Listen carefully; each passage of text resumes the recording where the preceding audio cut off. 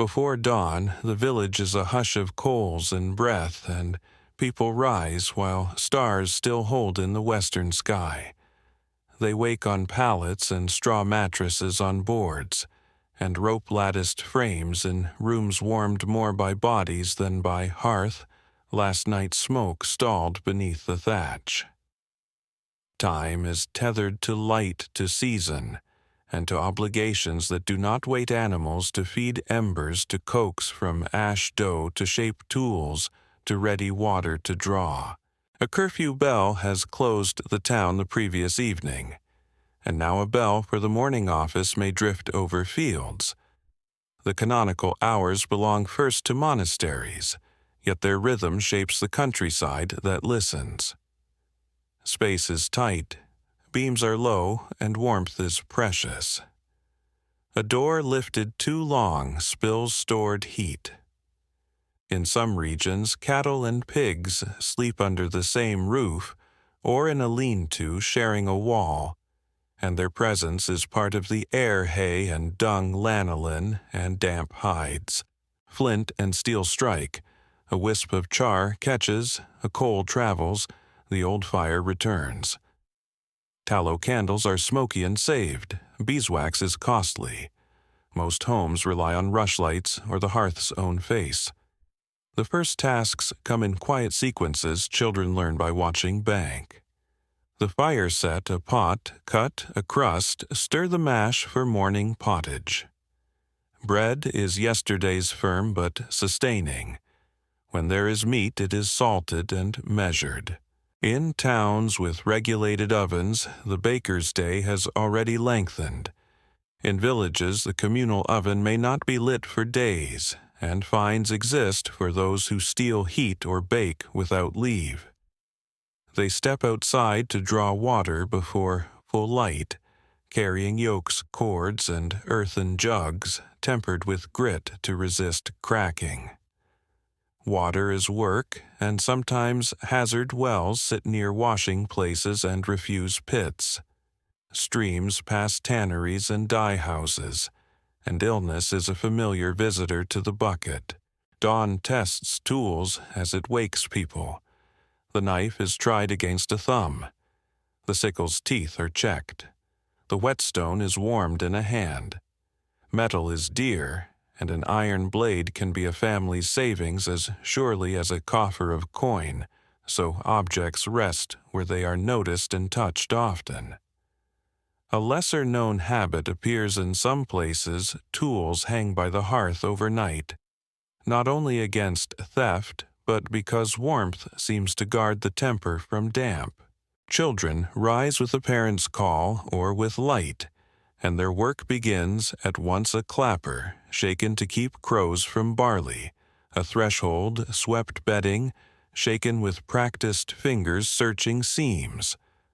Older children are absent because apprenticeship has claimed them.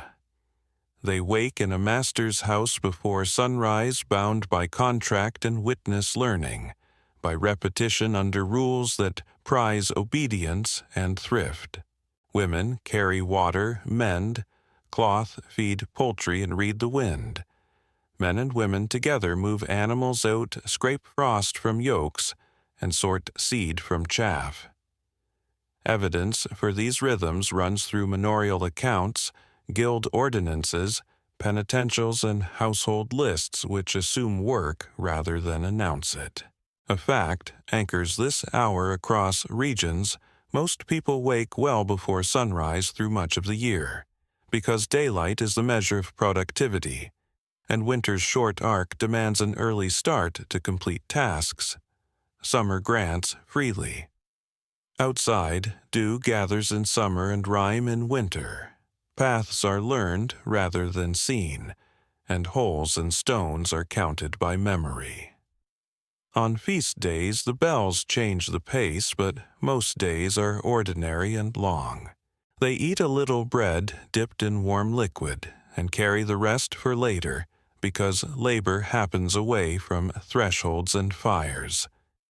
Where towns stand by rivers, craft streets are awake a tanner stirring his pits, a fuller testing cloth, a potter sponging yesterday's slip, each guided by rules pinned to doors and fines recorded by clerks who count daylight like coin.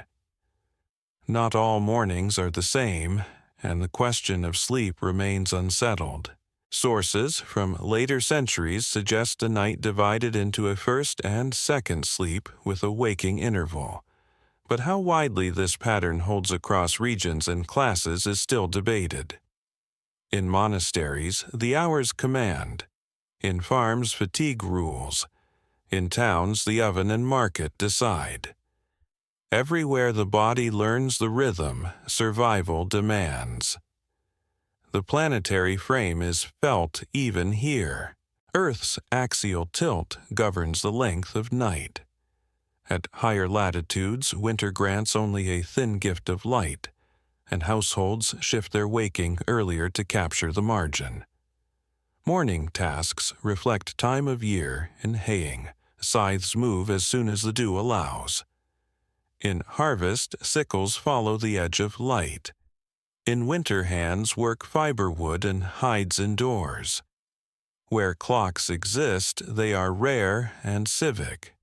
Sand, water, or candle mark intervals, but the sun remains the first clock that matters. Back in the house, the hearth settles into a steady glow, and the pot gives off steam that smells of grain and greens. A saved lump of fat turns the broth into something remembered. Salt is counted. Ale is watered. A door bar lifts. The threshold is crossed. The yard comes alive with clatter and breath. Farther off, the Lord's domain holds fields commoners must tend as part of rent. Tasks are listed and absences punished. The scale of a day is human, measured in what legs can carry and hands can lift, often 10 or 20 kilometers of walking and hours of steady motion. Quiet details fix the pattern.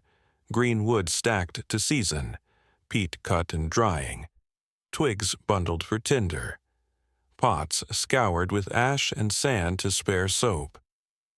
The morning offers continuity rather than drama. It binds household to landscape and calendar and shows that survival is not a moment but a sequence. From this quiet edge, the day lengthens through duties that will fill every hour until the curfew bell returns, and even then tasks press into darkness. What endures is the pattern. Wake before the sun secure heat, and water eat what is at hand, move toward fields or benches or stalls, and lean into a day that belongs more to light than to choice. Bread is work before it is comfort, and most households spend part of every day protecting stretching or replacing it. Grain defines the meals. Wheat, where soils are kind, and wealth allows it, rye and barley across cooler, wetter lands, oats in the north and uplands, millet and later buckwheat in patches where soils are thin and seasons short. Flour rarely means pure white. Bran and germ remain in the mix unless a household can pay for fine bolting, and even then the lighter crumb is usually reserved for feast days or for those who live from rents and dues rather than from their hands. Morning pottage is the steady food grain simmered with leeks or cabbage, sometimes thickened with peas, or beans salted carefully, and a hard crust softens in the steam before the day's labor. A fact holds across many regions by the 13th century. Bread and ale are publicly regulated in numerous towns, with inspectors and posted schedules adjusting loaf weight to match the moving price of grain. In England, this takes form in the assize that sets how heavy a farthing loaf must be when wheat is dear or cheap, and bakers who sell short can face the pillory or a fine. The rhythm behind each loaf starts far from the table. Fields feed barns, barns feed mills, and mills feed ovens. Watermills spread along streams, and mill races their wheels turning in every season, except the worst freeze. Windmills stand where the air is faithful. Where lords hold monopolies, tenants must bring grain to the banal mill and pay a milling fee in kind.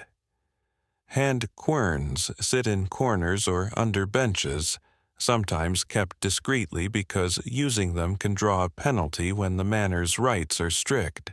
Meal emerges coarse or fine, depending on the millstones and grit.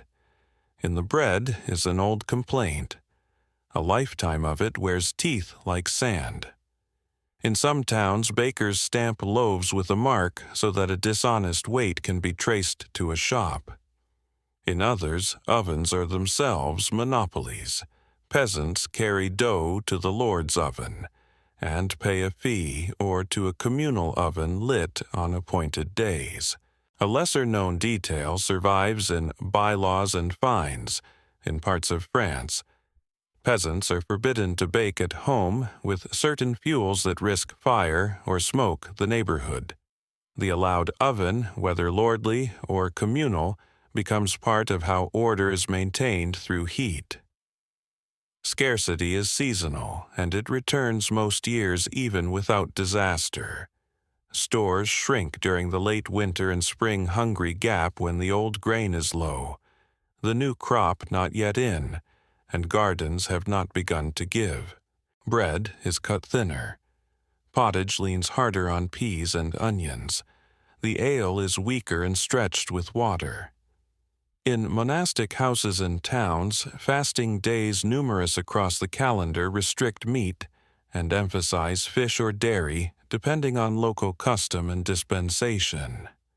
For the poor, this rule changes little because meat is rare in any season. Dried cod and herring travel long distances in bulk when salt supplies allow and cheese stands in for flesh when animals cannot be spared. Yet it is bread that tells the state of a household most clearly how much is stored, what it is made from how often the oven is lit. Mixtures are common.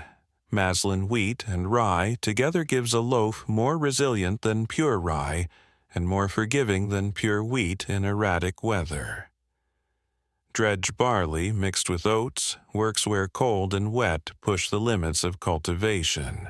In chestnut country, flour is stretched with ground nuts in some seasons, and in hard years acorns are leached and ground as well, more a measure of necessity than preference.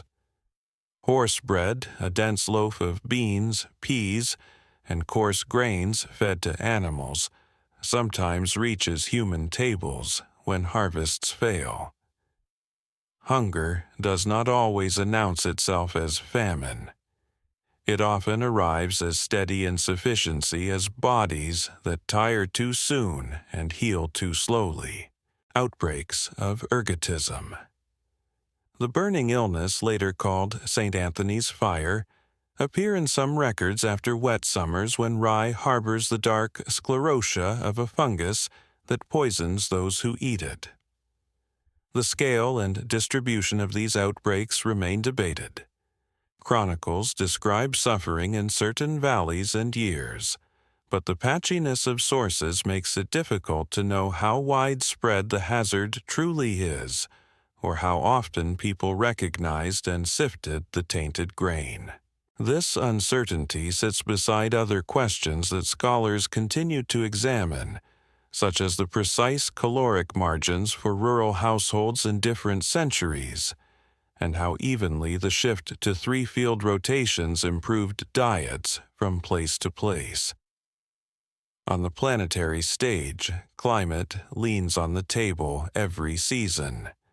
When summers run a little cooler and wetter across the North Atlantic when storm tracks sit low, and cloud burdens linger the ripening stalls, and the harvest risks rot.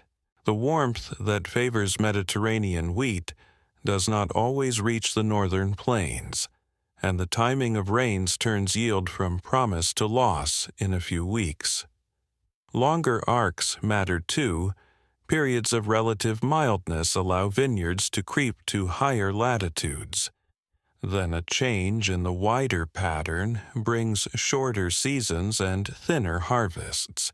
Volcanic skies in distant places, shifting ocean currents, and the quiet oscillations of winds collectively press upon the quantity of bread even in villages that never hear about them. The large disasters show this more clearly. In the second decade of the 14th century, sustained rains ruin hay and grain across much of northwestern Europe. Seed rots, fodder dwindles, and hunger bites hard.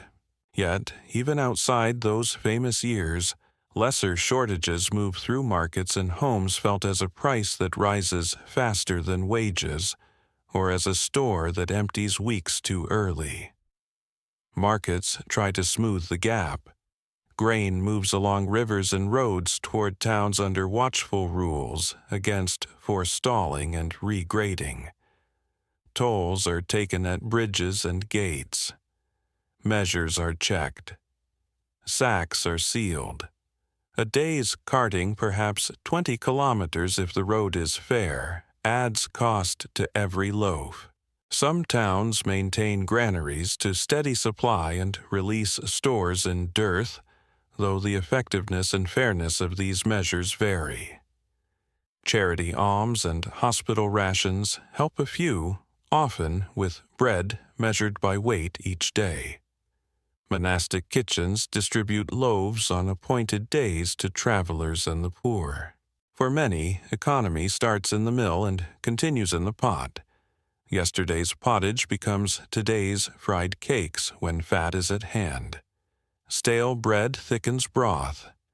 Bones, when there are any, are boiled to surrender everything they can. The social map of bread is intricate.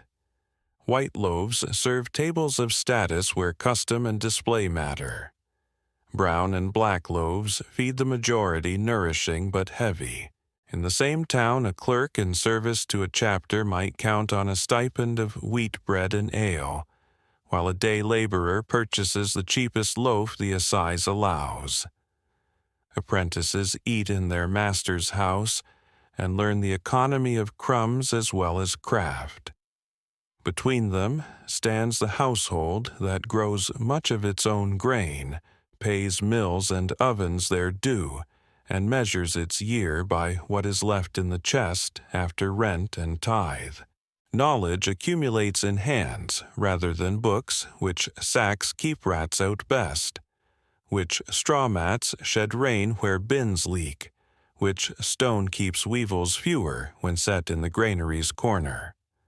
Small practices save flour, cooling loaves upright to dry their crust, keeping salt dry to prevent spoilage, laying clean linen over resting dough to slow its skin, carrying the day's bread in cloth to soften jostling on the road.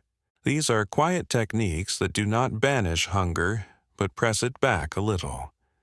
Over centuries, techniques and crops shift. Legumes enrich fields, and people giving protein and nitrogen back to soil. Rotations leave fewer exhausted strips, mills improve, towns standardize measures. Yet the margin remains narrow. Grain is rain and sun converted into days of work, and households stay close to that edge.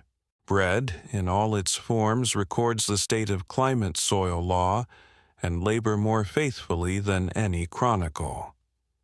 It is the daily witness that the day's strength depends on the field's strength, and that a season's misstep felt across an ocean of air can travel along streams and roads, and end up here on a table as a smaller loaf. Field work is steady motion, drawn out across seasons, a choreography of soil, seed, water, and time that begins as the light strengthens and rarely leaves anyone idle. Ploughing marks the first cuts, and on heavy clays the moldboard turns the earth in long, clean ribbons, each furrow falling to one side to build the ridged patterns that will hold and shed water through the year. In many regions, by the High Middle Ages, the heavy-wheeled plow and three-field rotations are established practices, one field sown in winter grain, one in spring grain or legumes, and one left fallow to recover under grazing and dung. This arrangement is a consensus fact for large parts of northern and central Europe, visible in records charters, and the enduring shapes of ridge and furrow that still pattern some landscapes. The teams that draw the plow move at a walking pace, and power is precious. Oxen remain reliable on wet or uneven ground. Horses, fitted with the padded collar that protects their breathing, gain importance where speed and responsiveness matter, and where fodder can support them. Harness shoes and feet bind animals to people, and the day's progress depends on how well these ties are maintained. A plow team shared among neighbors, 8 oxen, or a mixed span, means that a single morning's work may move from strip to strip across the open fields, each share of land thin and scattered by design, so that every household receives some better and some poorer soil. The lesser-known roles that keep this order intact are quiet but firm. The Hayward or field reeve checks fences and balks, calls out trespass, and sets minor fines. The common herdsman leads animals out and back along agreed paths. The pound holds strays until owners pay. Headlands at the ends of strips are turning places, and often carry the marks of repeated pivots and pauses. The length of a furrow fixes a measure that people use without thinking. A furlong is simply a furrow's length, and an acre is a day's plowing laid out 1 furlong long and 1 chain wide, a scale small enough to fit under a sky and large enough to fill a body's strength. Sowing follows the cut earth. Seed is broadcast by hand from a bag at the hip with a practiced swing, and harrows of wood and iron teeth pull behind to press the grain into contact with soil. Birds watch for the motion and drop as soon as the sower passes. Children and elders clap shout and carry clappers to disturb flocks where needed. Manure is winter's slow work turned to spring's advantage. Pens move across fallow, and dung is forked along ridges in heavy baskets. Where marl or lime is available, wagon loads brighten the soil. Drainage grips the year everywhere the ground lies flat or holds water. The ridged beds, formed by years of turning, give each strip a crown, and each furrow a path for wet to move. And where ditches exist, they are cut and cleared, so that winter saturation can retreat in time for roots to breathe. Irrigation, in the sense of directed supply, is rarer in the north, and more common where Mediterranean summers clamp the sky. In the north, the work is most often to guide water away. Through late spring and summer, the fields become a mosaic of tasks. Weeding is careful attention. A family knows which growth to spare and which to pull. And in legumes, the choice affects next year's soil as well as this year's pot. Haymaking rises with the longest days. Scythes move through meadow in arcs that leave neat swathes, and rakes follow turning cut grass to dry evenly. Hayricks take shape on staddles or raised stones to keep damp and vermin below. Thatch caps shed weather. Grain harvest is a compound of speed and precision. In many places, especially earlier, the sickle is the principal tool for cereal cutting. Scythes for grain become more common in some regions, later their cradles catching heads. Cutting close preserves straw for thatch and bedding. Cutting higher hastens work and leaves more straw standing. Sheaves are bound and set in shocks for drying, and everyone who can stand and lift joins. Custom recognizes those who come after gleaners move the field. Once the shocks are carried, gathering what is left under rules that limit time number of passes and distance from the village. Carts come to the field with wheels that creak in their pins.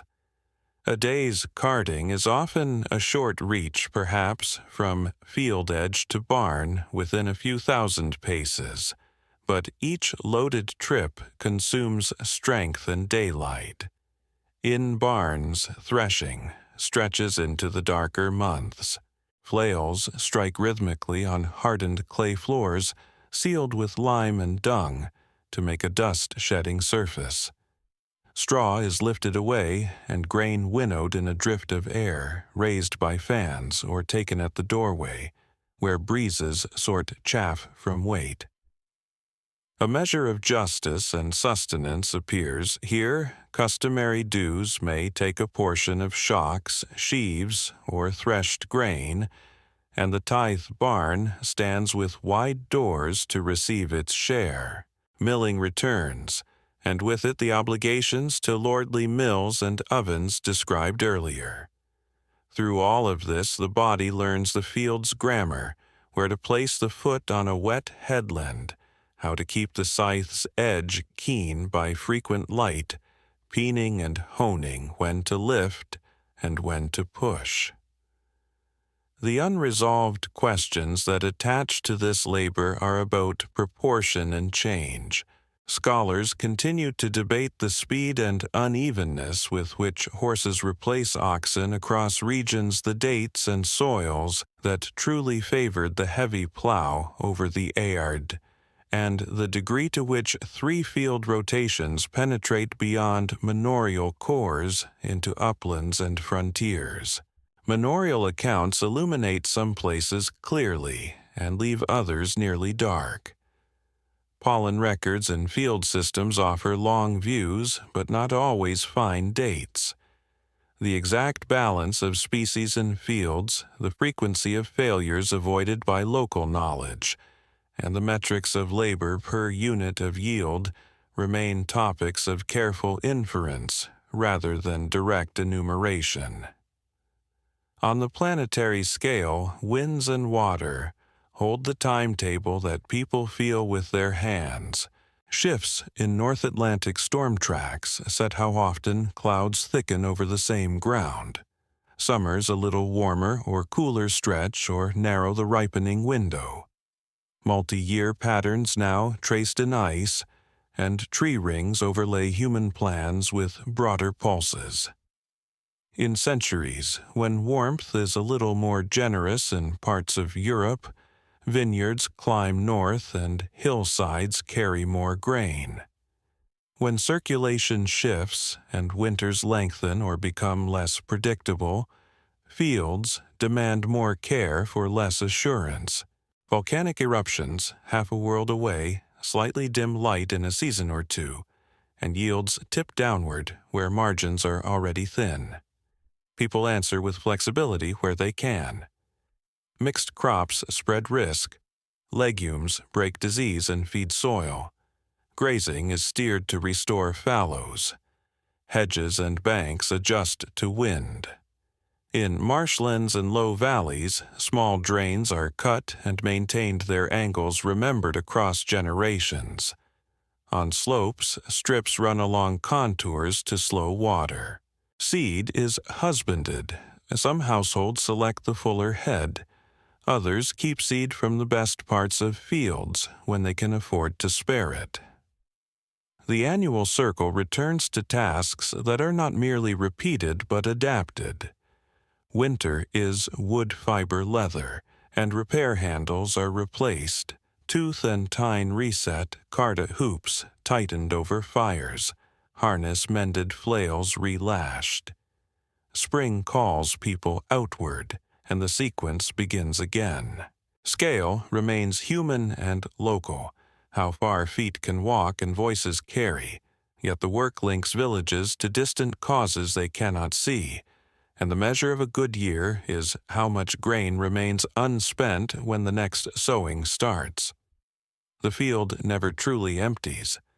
Geese and sheep pass over fallow. Dung returns. Hedges thicken in summer and open in winter.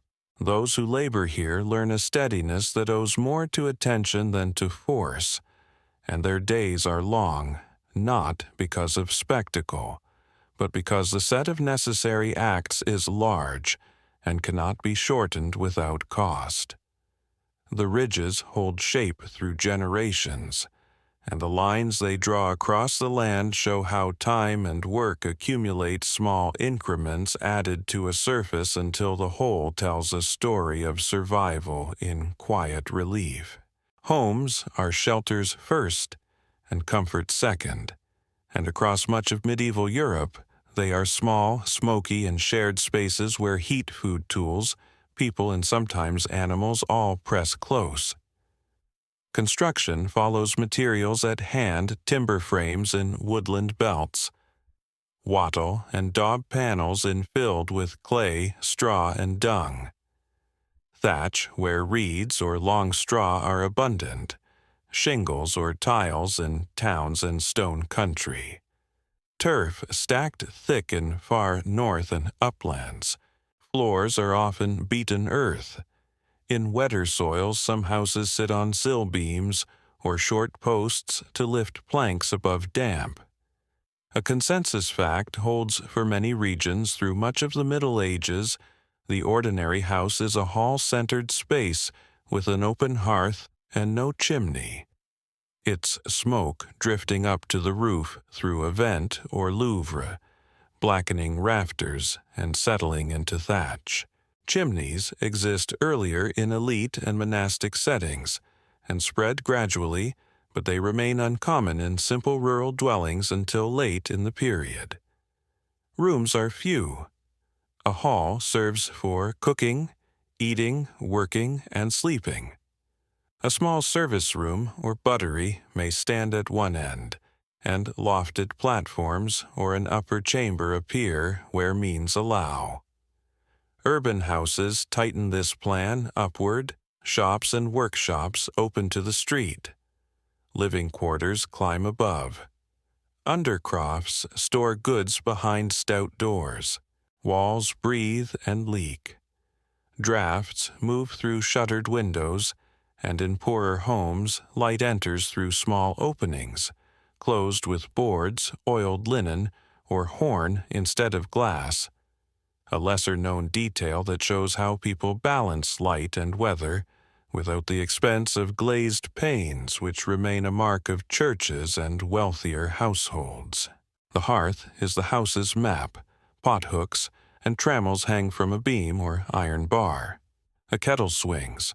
A bake or stew pot sits on a raised trivet. Bread toasts on an iron. Embers are pulled aside to warm a child or dry a boot. Smoke is not merely nuisance.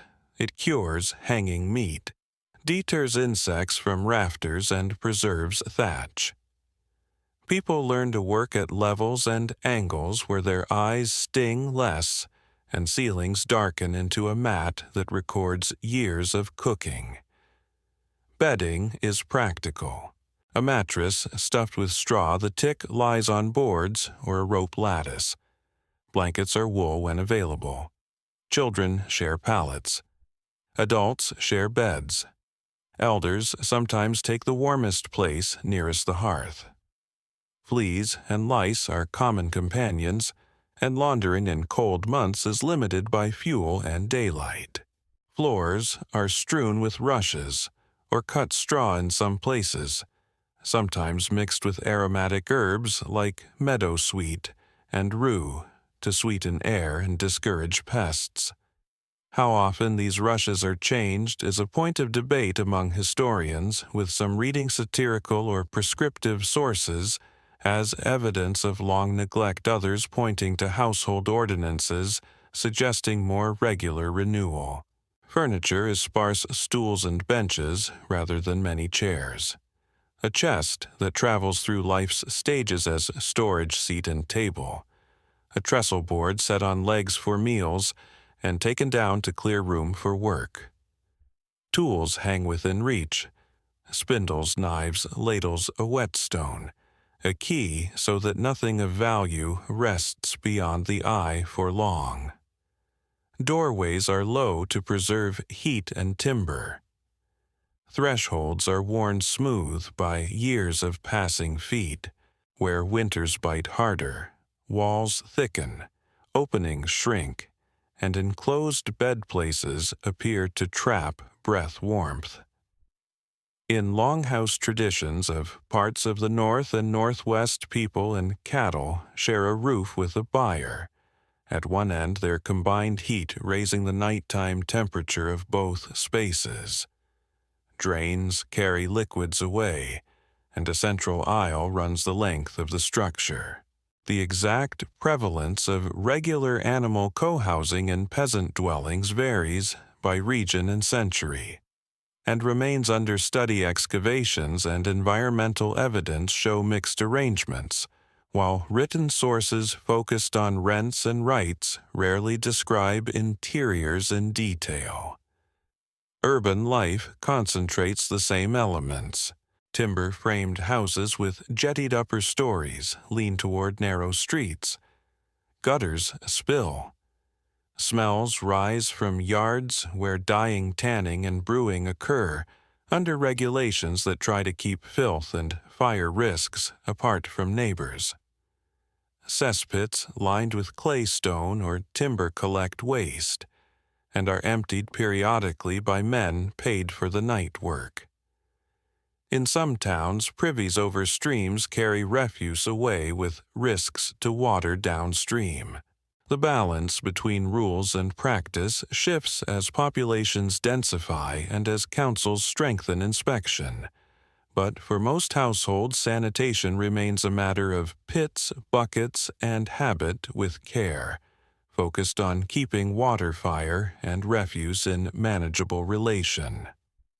Roofs answer weather. Thatch is skill and knowledge as much as cover reed or straw, laid in courses of consistent pitch, pegged to laths, trimmed to shed wind-driven rain. In storm belts, the angle steepens and the ridge thickens.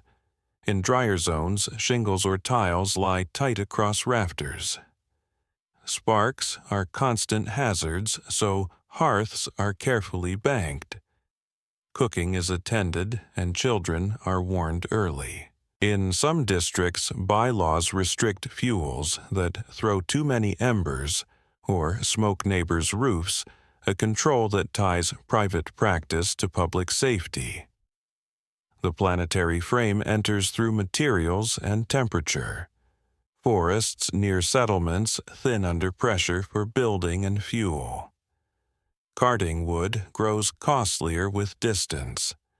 Charcoal burns cleaner and hotter for smiths, but asks for more labor and forest. Climate shifts touch the threshold in centuries of relative mildness. Thin walls and large vents make winter tolerable. As circulation changes and seasons cool or grow less predictable, households spend more time and fuel to maintain warmth. Wind, rose, and roof pitch are local treaties with the sky, and coastal storms teach their own measures of strength and repair. Light is rationed by hour and expense. Beeswax candles are prized, often saved for churches and wealthier tables. Tallow smokes and smells. Rushlights burn quickly. Firelight does most of the work, casting enough glow for spinning, mending, carving, and counting. The clock is the sun. When darkness lengthens, indoor tasks take precedence: combing and carding, sewing and patching, basket-making, tool repair. Sound is the house's second weather: crackling hearth ladle on pot rim, soft speech animals shifting weight, a wind thread through eaves. Measurements live in hands. A cottage might cover ground no longer than a team's wagon, and no wider than two outstretched arms span.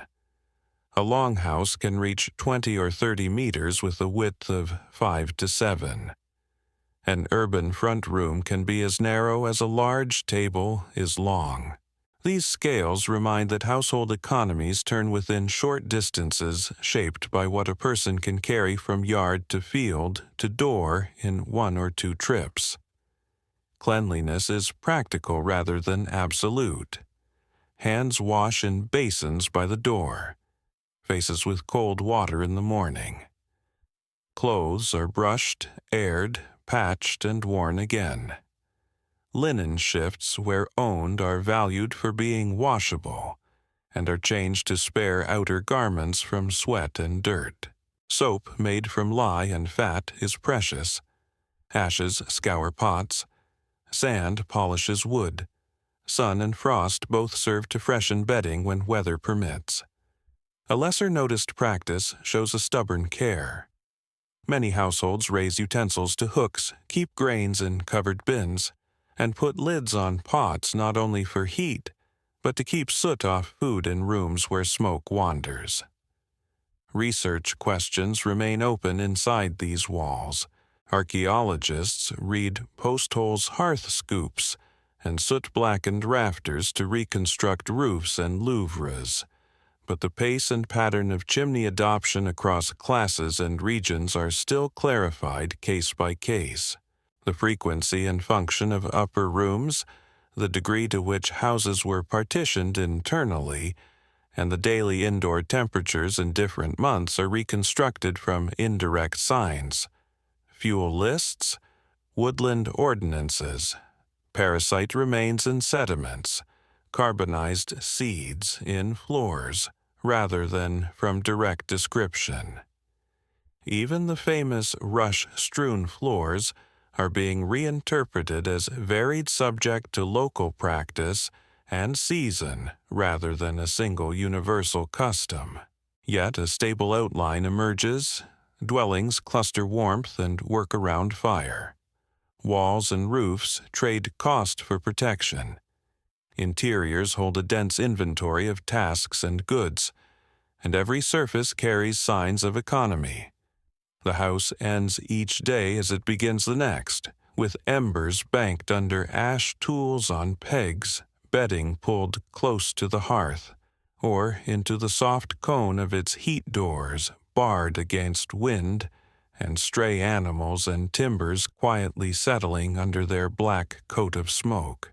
In this small architecture of necessity, survival continues by attention rather than abundance, and the measure of comfort is not softness, but the degree to which cold and wet are kept just outside the door. Water shapes every day from first light to curfew, both necessity and risk carried on shoulders in clay or wooden vessels, from streams, wells, springs, and town conduits. And in many places it is taken with caution because illness follows careless sources. Where soils and springs are favorable, a well stands at the yard's edge, and a rope creaks over a worn beam. Where water sits farther off, paths to a spring or river become part of the household's map, walked several times each day with a yoke that sets 2 sloshing weights against the collarbone. Brewing and boiling fold into this routine. Small ale, weak in alcohol, quick to sour brewed for immediate use, appears on most tables, because it is caloric palatable and produced with heat, that at least at the boil can reduce some of the hazards found in surface water. Wine in regions that grow, it is often mixed with water, stretching both flavor and safety. In beer-drinking towns of the north and east, malt houses and brew houses anchor streets where warm scents of mash and yeast mark the hours. A consensus fact stands clearly in many urban records. Towns regulate bread and ale, appointing ale tasters, often called ale-conners in England, to check strength and measure, and finding those who sell short or brew outside permitted rules. These ordinances show civic concern for quality and price as much as for health. The line between safe and unsafe is not simple, and historians note that people also drink water directly where it is clear and accessible. The unresolved question is the degree to which fear of waterborne disease, rather than taste, cost, and calories, drives reliance on ale and wine across centuries and regions. Evidence supports all motives. In varying measure, the poor drink water when nothing else is at hand. Laborers value the energy of malt. Households that can manage both keep ale for routine and fetch spring water for cooking and infants. Towns improve supply where they can. In some places, a lesser-known infrastructure softens risk. Monasteries, especially those in Cistercian traditions, divert clean rills to lavatoriums for washing run culverts under dormitory latrines, so that flowing water carries waste away and separate pure from foul streams in plans that are recorded with care. Their water management shows an attention to cleanliness and flow that is as spiritual as it is practical. Certain towns invest in conduits-covered channels from upland springs to public cisterns where water flows by gravity to a stone tank at a market cross. From there, carriers fill buckets and sell by the measure to households without a convenient well. Elsewhere, bored wooden pipes or lead-lined channels cross short distances beneath streets. Fittings leak roots intrude, and maintenance becomes a communal obligation marked in council rolls. Where none of these supports exist, the bucket and jug rule the day, and carrying becomes a heavy repetitive labor. A household that uses 2 jugs of 20 to 30 liters each for cooking, brewing, and washing may walk several kilometers in total distance by nightfall, a quiet scale that repeats week after week. Risk collects at edges where clean and dirty water meet. In dense quarters, tanneries dye houses, and slaughter yards stand near waterways because they need flow, but discharge can run downstream to laundry steps and watering places. Cesspits sit in small yards, and if badly lined or left too long, leak into the soil that feeds nearby wells. After hard rain, runoff lifts refuse and carries it to low points. After long dry spells, streams shrink and concentrate what they carry. In freezes, people break ice and dip where they can, bringing up both water and sediment. The planetary frame is legible in these patterns. Shifts in storm tracks bring sequences of wet summers or dry springs across regions at once, and those wider pulses alter how clean water moves through settlements. During years of sustained rain, latrines flood and pits collapse. During drought, residents crowd the few reliable springs and fight over priority at the bucket. In uplands and karst zones, springs that run clear most of the year suddenly show color after thaws, a sign that water is moving quickly through soil and rock, stirring what is buried. The grammar of prevention is practical. Households raise the well curb, keep lids on buckets, and choose dipping places upstream of washing stones and livestock fords. In towns, wardens post rules that keep slaughter off certain stretches and laundry off others. Boiling is used selectively, fuel is precious, and time is spent outdoors. So many households reserve full boils for brewing and cooking rather than for every cup. Where herbs are at hand, people scent and slightly bitter their drinks. Yarrow, meadow, sweet, and other plants in Groot mixes before hops spread, and these additions alter flavor and at times storage life more than safety. Hopped beer slowly gains ground in the later medieval centuries in parts of the north and east, its bitterness and preservative qualities supporting longer transport and more stable supply, and with it come new guild rules and taxes. Gendered labor runs through these tasks. In many regions, women brew for household use and for small-scale sale, and their names appear in fine lists for short measures or unlicensed brewing. A lesser-known urban detail shows how visibility and regulation meet projecting ale stakes poles, and signs marking a house that sells drink are limited by ordinance because they narrow streets and pose hazards, so even the sign of sale is folded into city safety. Disease names change with language and time, but the symptoms of waterborne illnesses are familiar in records, fluxes and fevers that grip for days, outbreaks that ripple through households after flooding, or market fairs patterns that spare no age but strike younger children hardest. Typhoid-like fevers and dysenteries appear in chronicles and household accounts as seasons of weakness and increased burial fees. Intestinal parasites are inferred from larvae and eggs recovered in the sediments of old latrines. Dental enamel lines and skeletons tell of repeated childhood stress that can include bouts of gut illness. Yet, quantitative certainty is scarce, and scholars continue to debate frequencies and baselines because sources that list prices and fines rarely list symptoms with precision.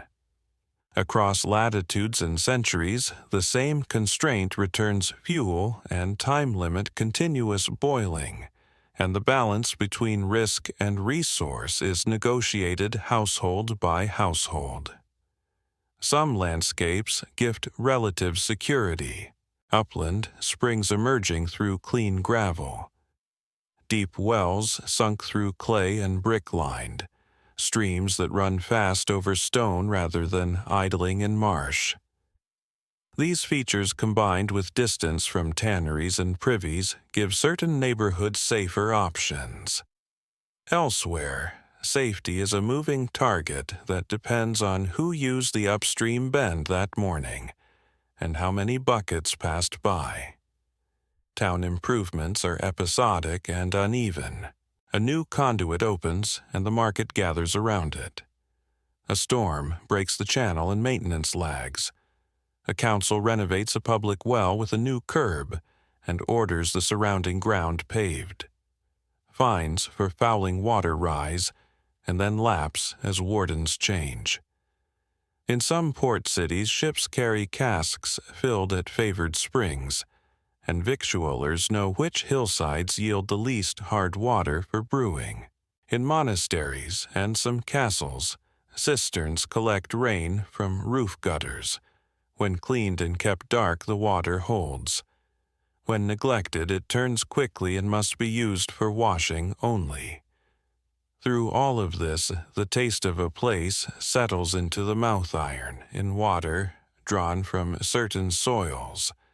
Peat smoke threading brewhouse air, the faint sweetness of malt, the sharp edge of new hops in regions where they are adopted. People adapt at small scales that add up to survival. A family shifts its dipping place by 10 paces after rain. A street takes turns at a conduit on baking days. A brewer skims longer and settles wort more carefully after floods. Illness still travels, but attention reduces its paths. At day's end, jugs stand by the hearth lid set a dipper laid across a rim, and embers banked for morning.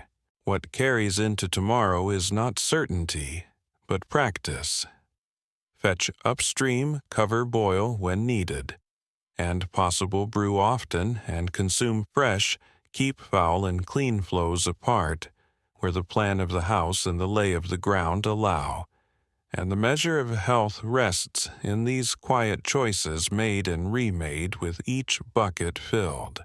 Market day draws people from hamlets and outlying farms toward a central square marked by a cross, a hall, or a line of stalls set along a street that widens just enough for carts to turn. The hour is early. A bell or horn signals the start, and wardens check that tables sit within chalked bounds, that carts keep a lane clear, and that fire is not lit where thatch hangs low. Charters and franchises lie behind these movements, because many towns possess formal rights to hold weekly markets and annual fairs, a consensus fact written in surviving grants that specify days' toll exemptions and the reach of the town's courts. This legal frame shapes the morning. Strangers receive safe conduct for the duration. Goods pass under watchful officials who weigh and measure.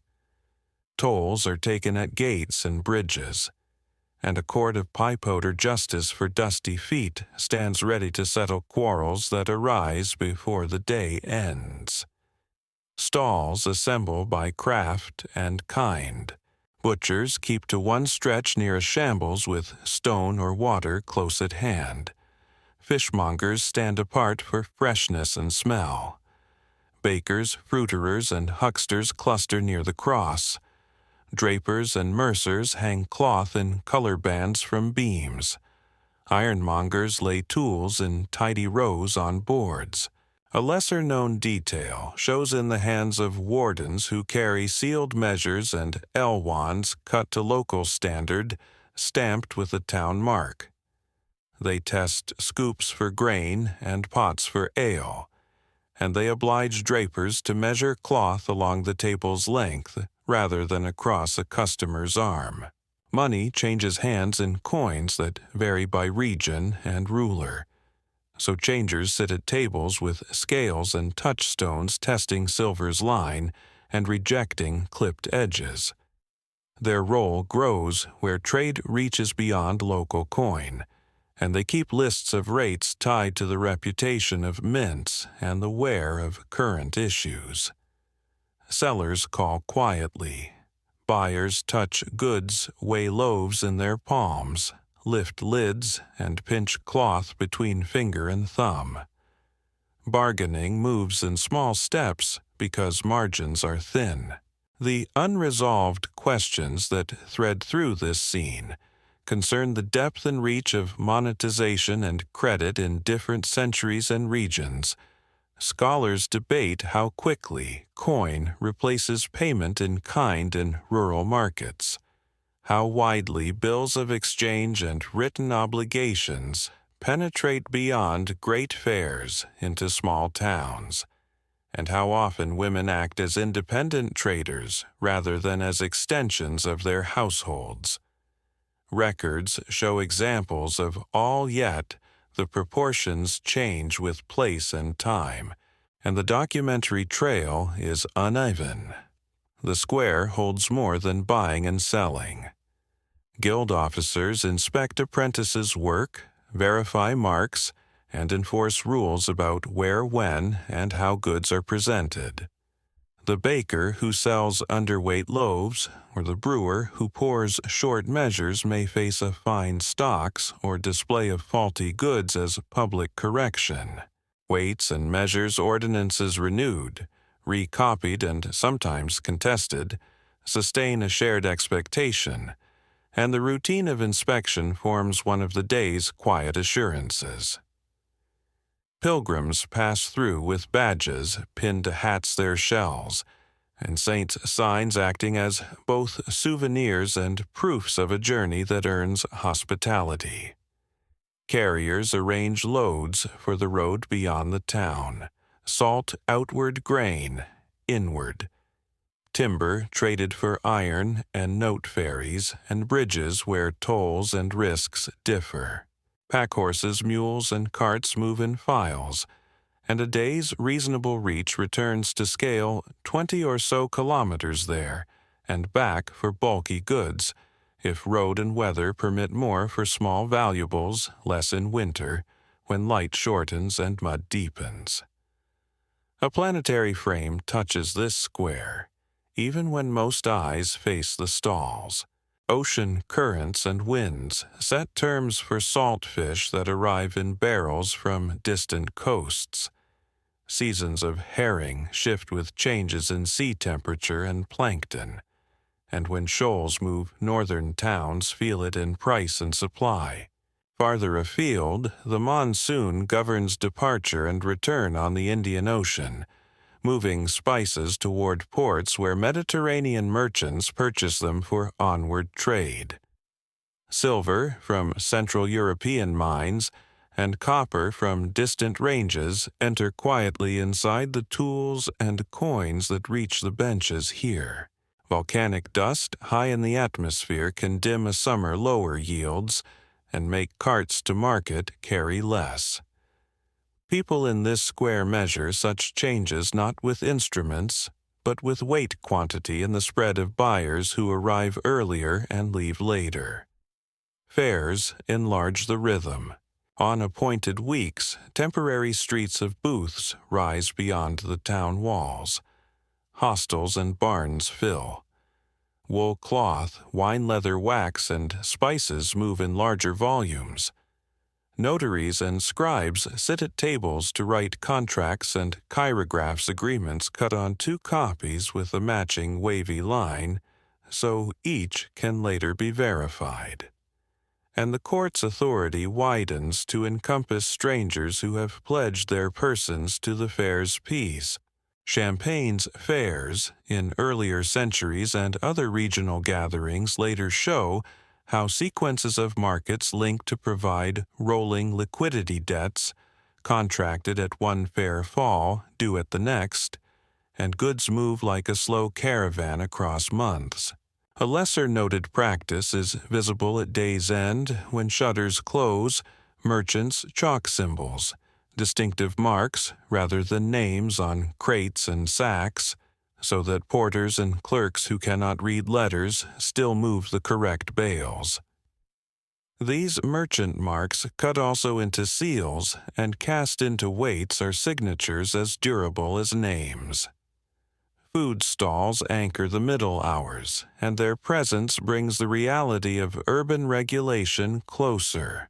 Ordinances prescribe that cooked meats be sold in certain places and times, forbid reheating several-day-old stews, and require the removal of offal by nightfall.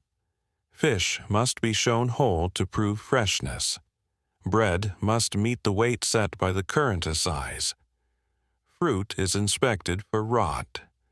The tone is practical rather than hygienic in modern terms, but the effect is similar: reduce fraud, assign responsibility, and keep public spaces orderly.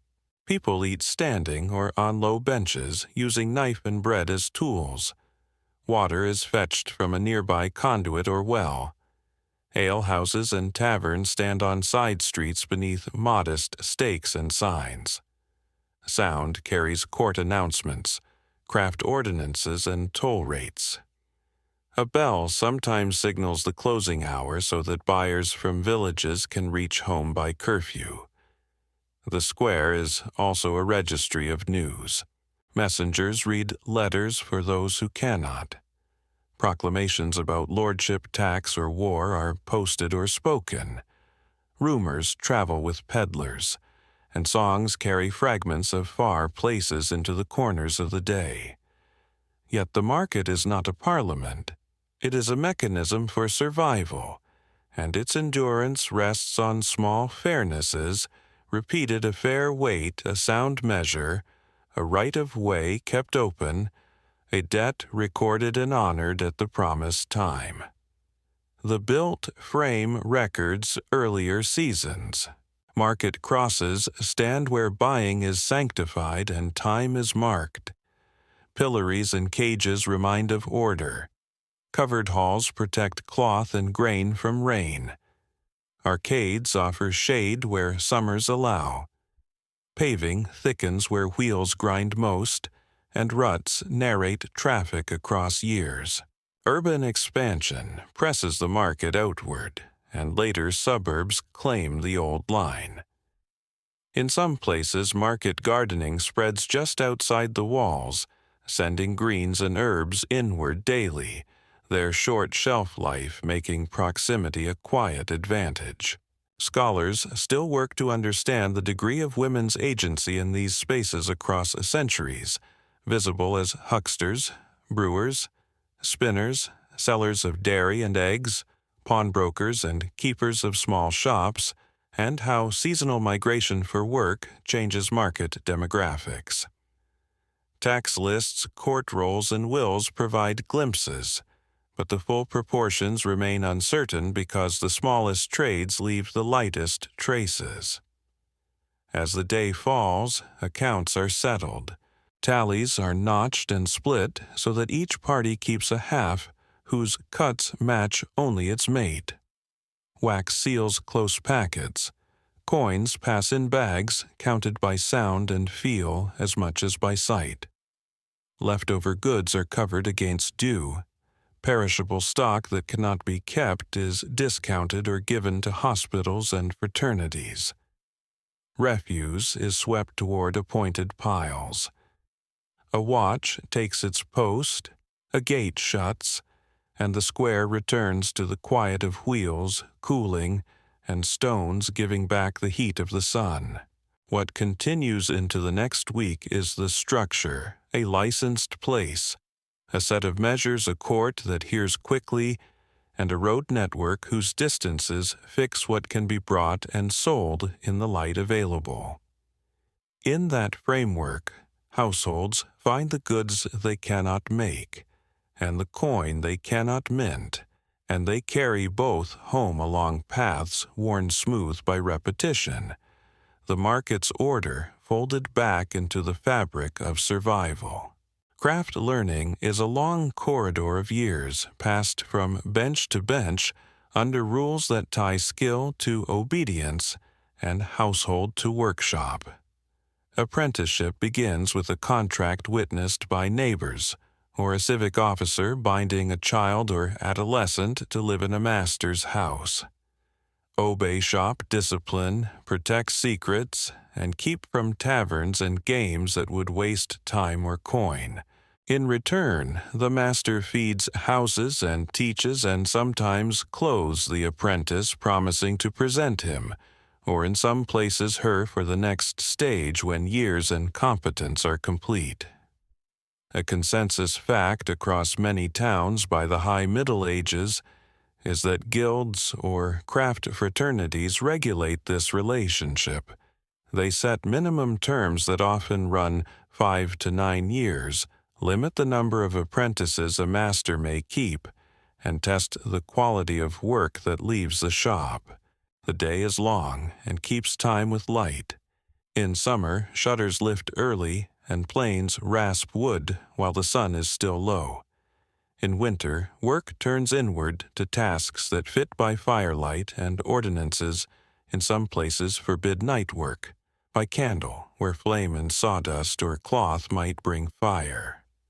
The shop is also the home apprentices sleep on pallets near stock, or in a loft over the workroom, rise to rake embers, sweep shavings, and pump bellows before a first light.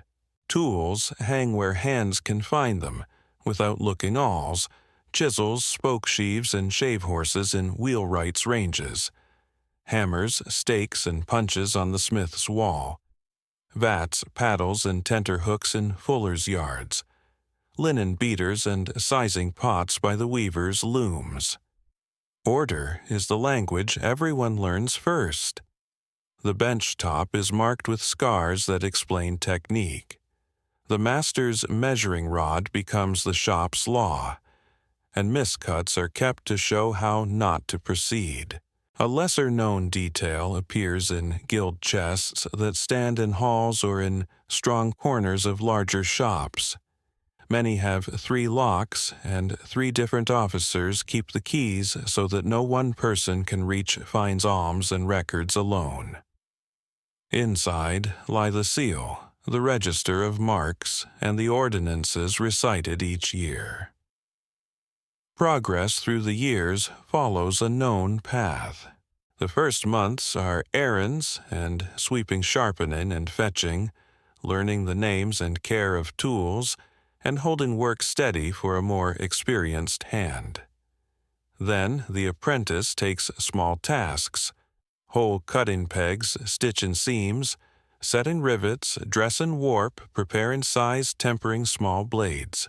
Later come assemblies that require fit and patience, the wheels fellows, and spokes the chest's dovetails and lock the Latin candlestick's stem, and drip the length of cloth even across breadth and color.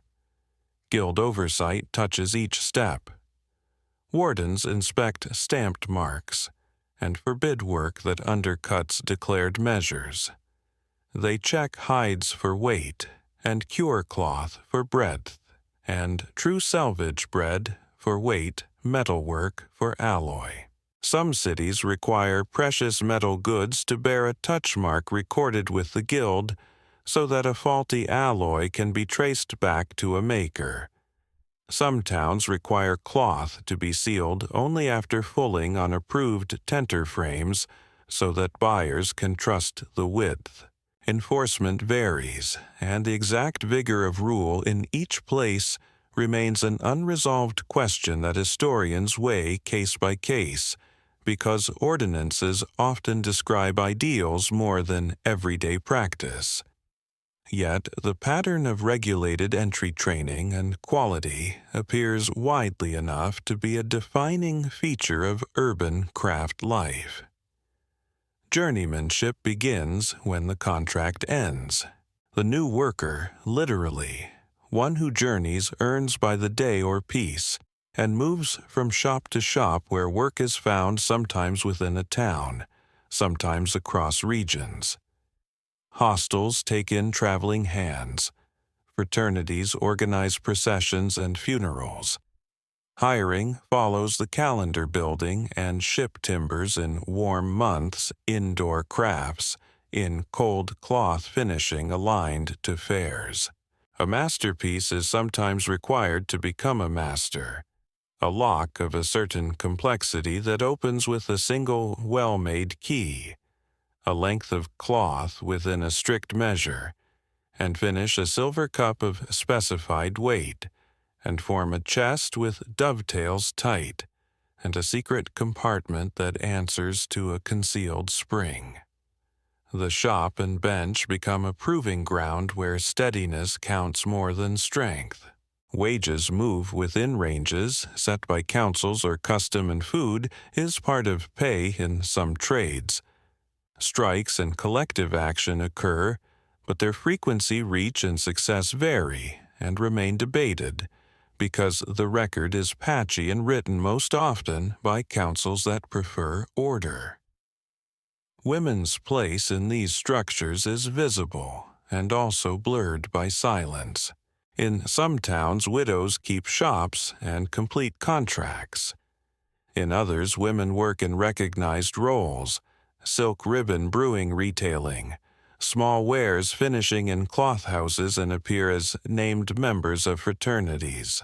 But the proportions across centuries and cities are uncertain, and the degree to which women could advance independently inside particular guilds is still an active field of research that reads wills, dowries, court rolls, and marks left on goods to track agency that official lists understate. Discipline is as present as skill. Ordinances warn apprentices against swearing, fighting gambling, or visiting taverns without leave. Masters who beat excessively face fines. Apprentices who run away forfeit wages and clothing left behind.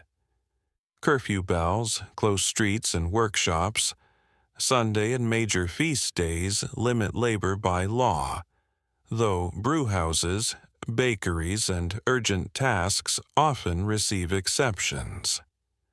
Penalties for false work include fines, display of the fault on market days, and in worse cases, expulsion. Behind the rules lies a quiet economy of mutual aid. Guilds fund candles for funerals. stipends for sick or aging members, dowries for orphans, and meals on the feast of the patron saint. Processions in livery hoods reinforce belonging and announce stability to the town. The planetary frame reaches into every shop through materials. Wool quality depends on pasture and weather. A wet summer yields heavier fleeces with more lanolin and more trouble in scouring. A dry one brings lighter coats that full differently. Flax needs steady rain at early stages and warmth later. Madder draws color from soils and seasons. Woad requires careful fermentation that winter cold checks and summer heat hastens. Iron arrives as ore from local bogs or distant hills smelted with charcoal that draws directly on nearby woodland. Shortages of fuel tighten smiths' hours. Tanners need bark rich in tannins, so oak and chestnut cycles determine how many hides can be finished. Brewers look to the rain and the malt house.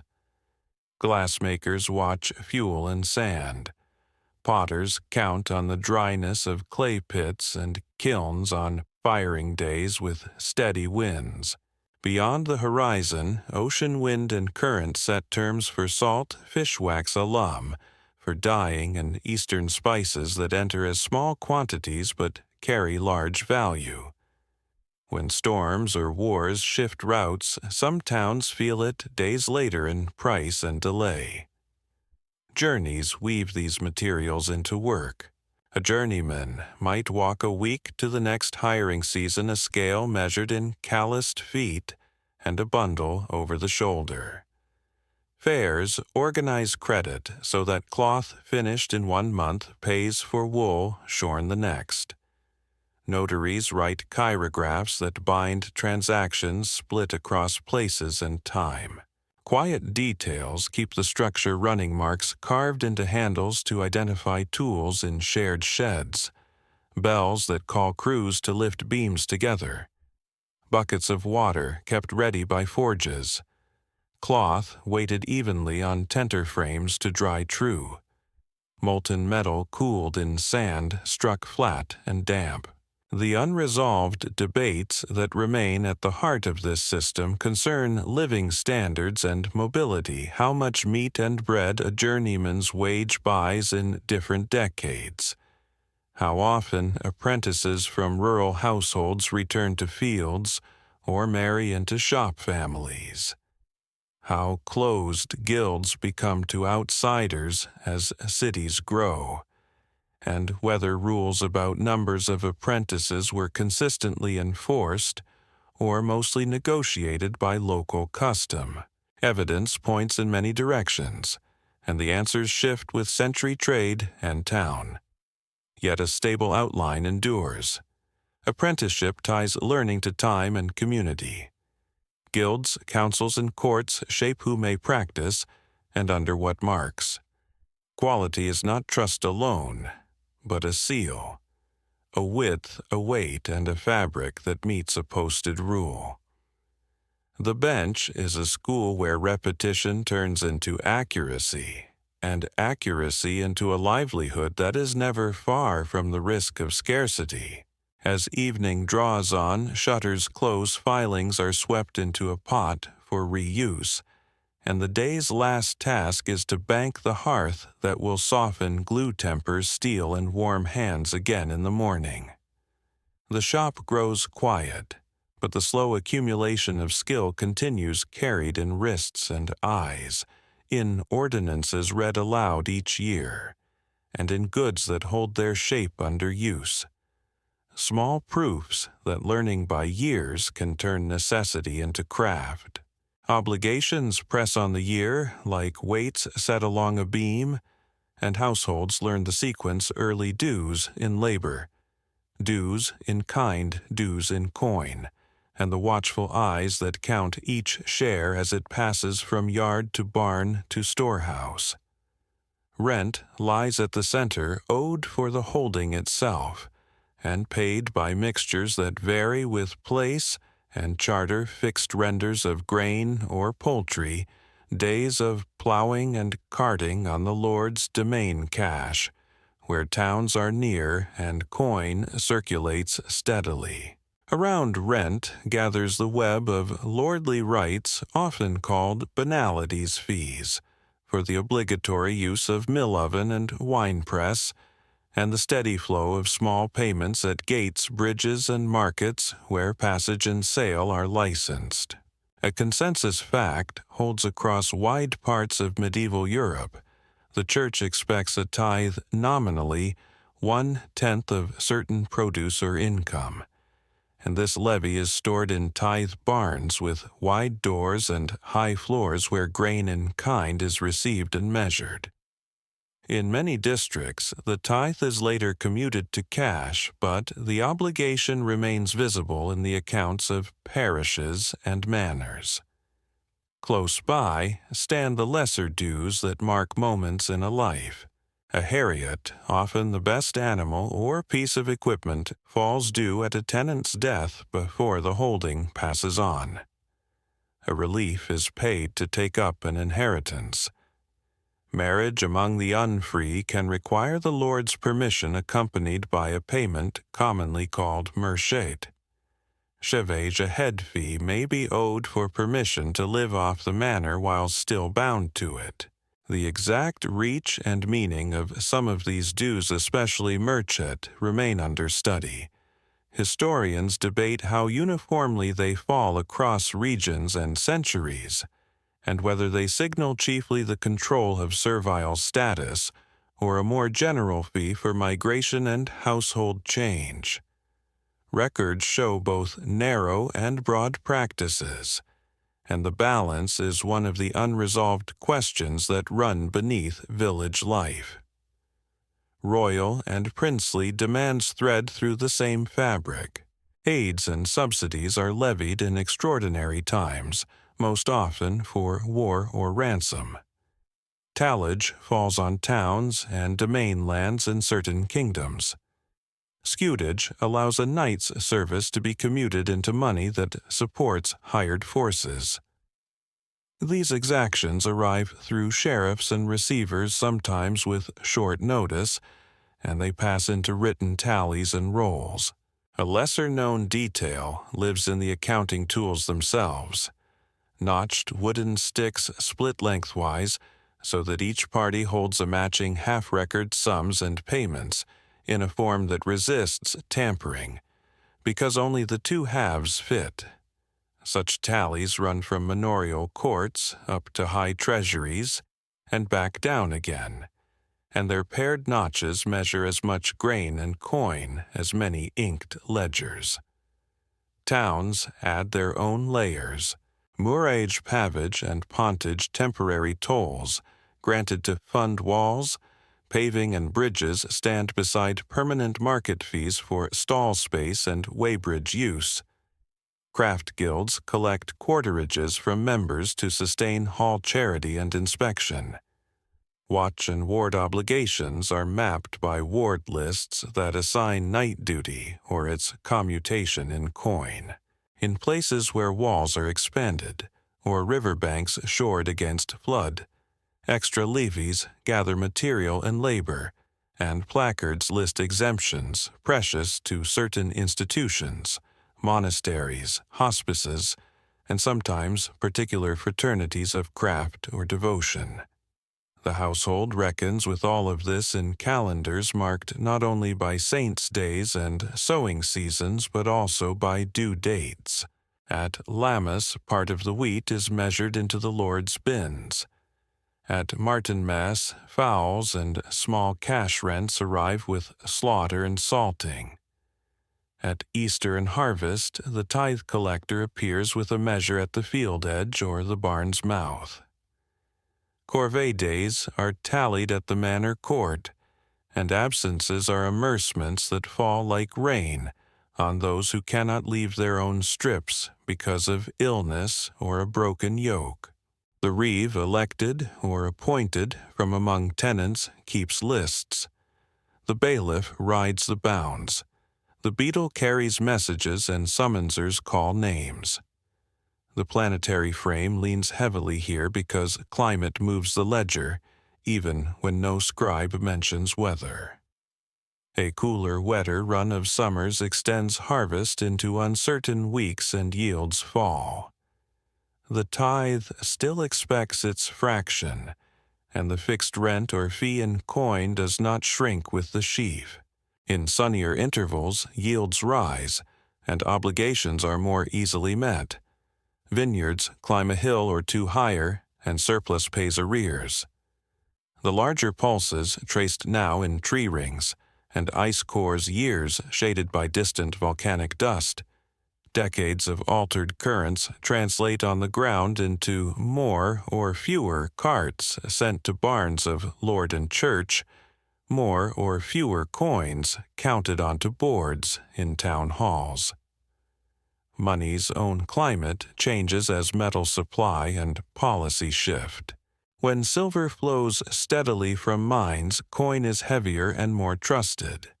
When output falters or rulers clip and recoin, prices move and wages and dues struggle to keep pace. Debasements and reforms ripple into market baskets and rent chests alike, and the rate at which a day's labor pays a year's levy is one of the quiet measures of ease or strain that villagers feel without needing a table of ratios. Across forests and heaths, the same obligation appears in another guise. Pannage dues are paid to turn pigs into oak and beech mast. Agistment fees are owed to pasture animals in the lord's domain meadows after haying. Fuel-gathering rights are bounded by customs called estovers, hedge-boat, houseboat, ploughboat, whose violation brings fines in wood-starved districts. In woodland, assarts and marsh drains carved out by tenantry, with or without leave, amercements repay what the lord or crown considers encroachment. In royal forests, law is sharp and trespass invert, and venison brings penalties that the poor learn to avoid by long habit rather than by reading charters they cannot see. The totals that matter to a household are small in any one day but weighty across a year, a portion of each harvest a share of each loaf's worth, sent as milling and baking fees, a measure of wool, a goose at a feast, a string of labor days in summer when their own hay also lies cut. A scale reference clarifies the feel of this. A cash aid equal to the price of a pig can take weeks of day labor to assemble if the household sells only surplus after rent and seed. A harriet that claims the best ox removes not only meat and hide, but power from the plow team at the most vulnerable moment. Scholars continue to debate the effective burden of these dues across time and region. What fraction of a peasant holding's output typically left the household under normal conditions? How often tithes were reduced or forgiven in local scarcity? How elastic labor services became as cash commutation spread? How rents adjusted after dramatic population losses? The answers vary with soil lordship proximity to towns and the accidents of archives. The line between custom and contract shifts with each generation's negotiation. Still, a pattern holds that people learn to work within, keep a mental ledger, meet the most inflexible dues. First, convert some produce to coin where possible to avoid amercement, and reserve a small cushion in grain or cheese against an officer's knock on a wet week. Quiet details ease this balancing. Baskets are weighed in the house before they are weighed at the barn. Measures are checked against the parish standard. Small alms to confraternities and churchmen help smooth moments of assessment. Neighbors trade days of labor so that one can meet corvée while the other lifts his own hay. When head taxes are levied in rare, extraordinary moments, households merge names on rolls or redistribute members temporarily between kin to match brackets, a practice that appears in some lists and not in others, and raises questions about compliance that historians examine line by line. Evening falls and due dates recede for a day. Tally halves return to chests. The reeve locks the court rolls. The tithe barn closes. What endures is the structure of exchange between household lord town and church, a set of claims that seldom vanish and often compound across years. Survival is not the absence of dues, but the capacity to keep them in proportion to harvest and work. And that proportion is set as much by scay and metal and distant war as by the hand that writes the next summons. In this rhythm, the burden is heavy and constant, yet it is also counted, remembered, and met in shares that fit in a basket, a morning's labor, or a small cloth bag of coins that clink softly in the dark on the way to the hall. Illness is a constant presence that narrows. Strength shortens lives and sets a quiet measure on every household's plans, and across much of medieval Europe, it is understood through inherited learning that speaks of humors, airs, seasons, and the balances a prudent life seeks to keep. The consensus now drawn from ancient DNA recovered from burials and from documentary patterns holds that the Black Death of the mid-14th century is caused by Yersinia pestis, a zoonotic bacterium whose waves move swiftly along roads and coasts and leave deep demographic troughs in towns and countryside alike. But daily sickness is more ordinary and more frequent than these famous years. A background of fevers, fluxes, respiratory infections, and injuries that labor and crowding make hard to avoid. Medicine is household practice first. People manage heat and cold, wet and dry under the Galenic frame, and they lean on regimen as much as on remedy.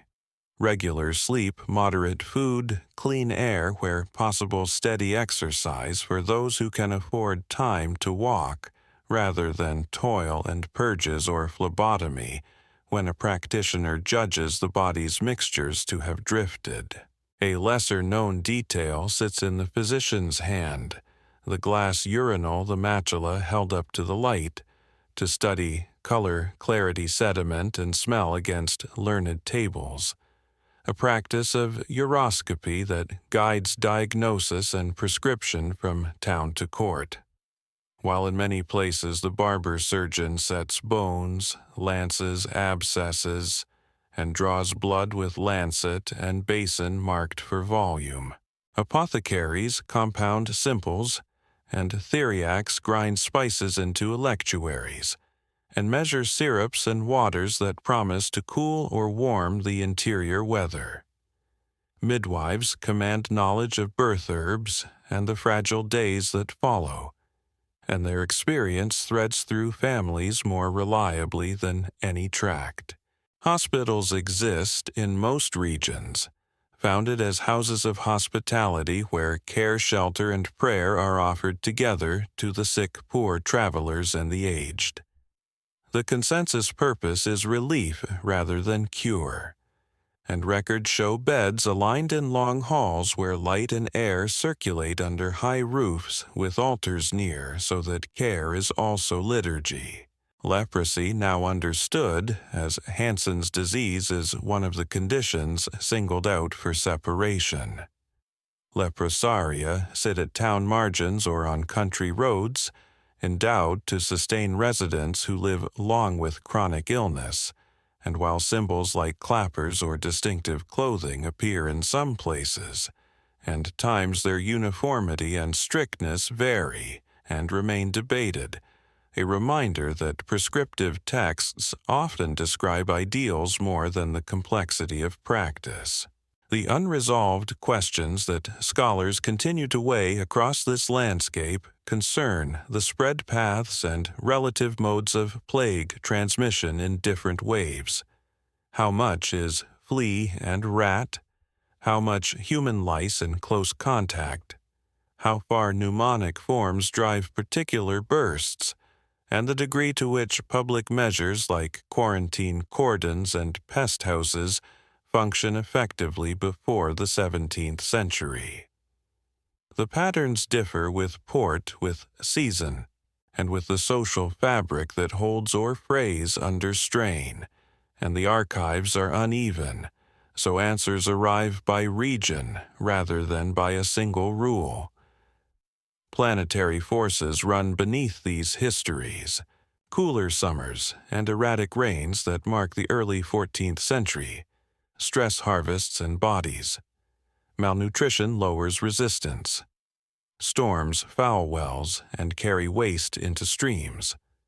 Rodents respond to shifts in pasture and stored grain. Caravan routes and ship lanes, driven by wind regimes across seas and by political safety on land, connect distant ecologies, so that an outbreak in one range echoes weeks or months later along another coast. During years shaded by volcanic dust, aloft skies dim slightly and yields fall. In those years hospital rolls lengthen, and alms chests empty sooner, a quiet register of climate's pressure on health. In ordinary months, sickness follows the human map of proximity. Crowded rooms share air and fleas. Work around animals brings bites and scratches that can fester. Street mud yields cuts that do not close easily. Smoke-filled kitchens strain lungs. Children face the hardest arithmetic, and skeletal lines in teeth record interruptions of growth, enamel hypoplasia, left by repeated childhood stress that may be fever, gut illness, or hunger. Intestinal parasites are inferred from eggs recovered in old latrines. Lice and fleas are constant companions in rooms where washing depends on weather and fuel. Winter's close quarters carry coughs across households that sleep within a few arm spans of one another. Care meets this with patience and habit. Baths, where fuel and custom allow, are taken in tubs and heated rooms. Linen is aired in sun and frost. Rushes are changed at intervals that scholars still reconstruct to reduce damp and filth. Vinegar washes the hands of attendants in some hospitals. Windows open to move smoke and miasma. That theory links with disease. When plague strikes, routines change. Churchyards fill, and new burial grounds are opened beyond walls. Graves widen into trenches where scarcity of time and labor compels speed. Bells ring more often and then fall quiet, as clerks and priests fall ill themselves. Processions alternately gather and are limited depending on local council.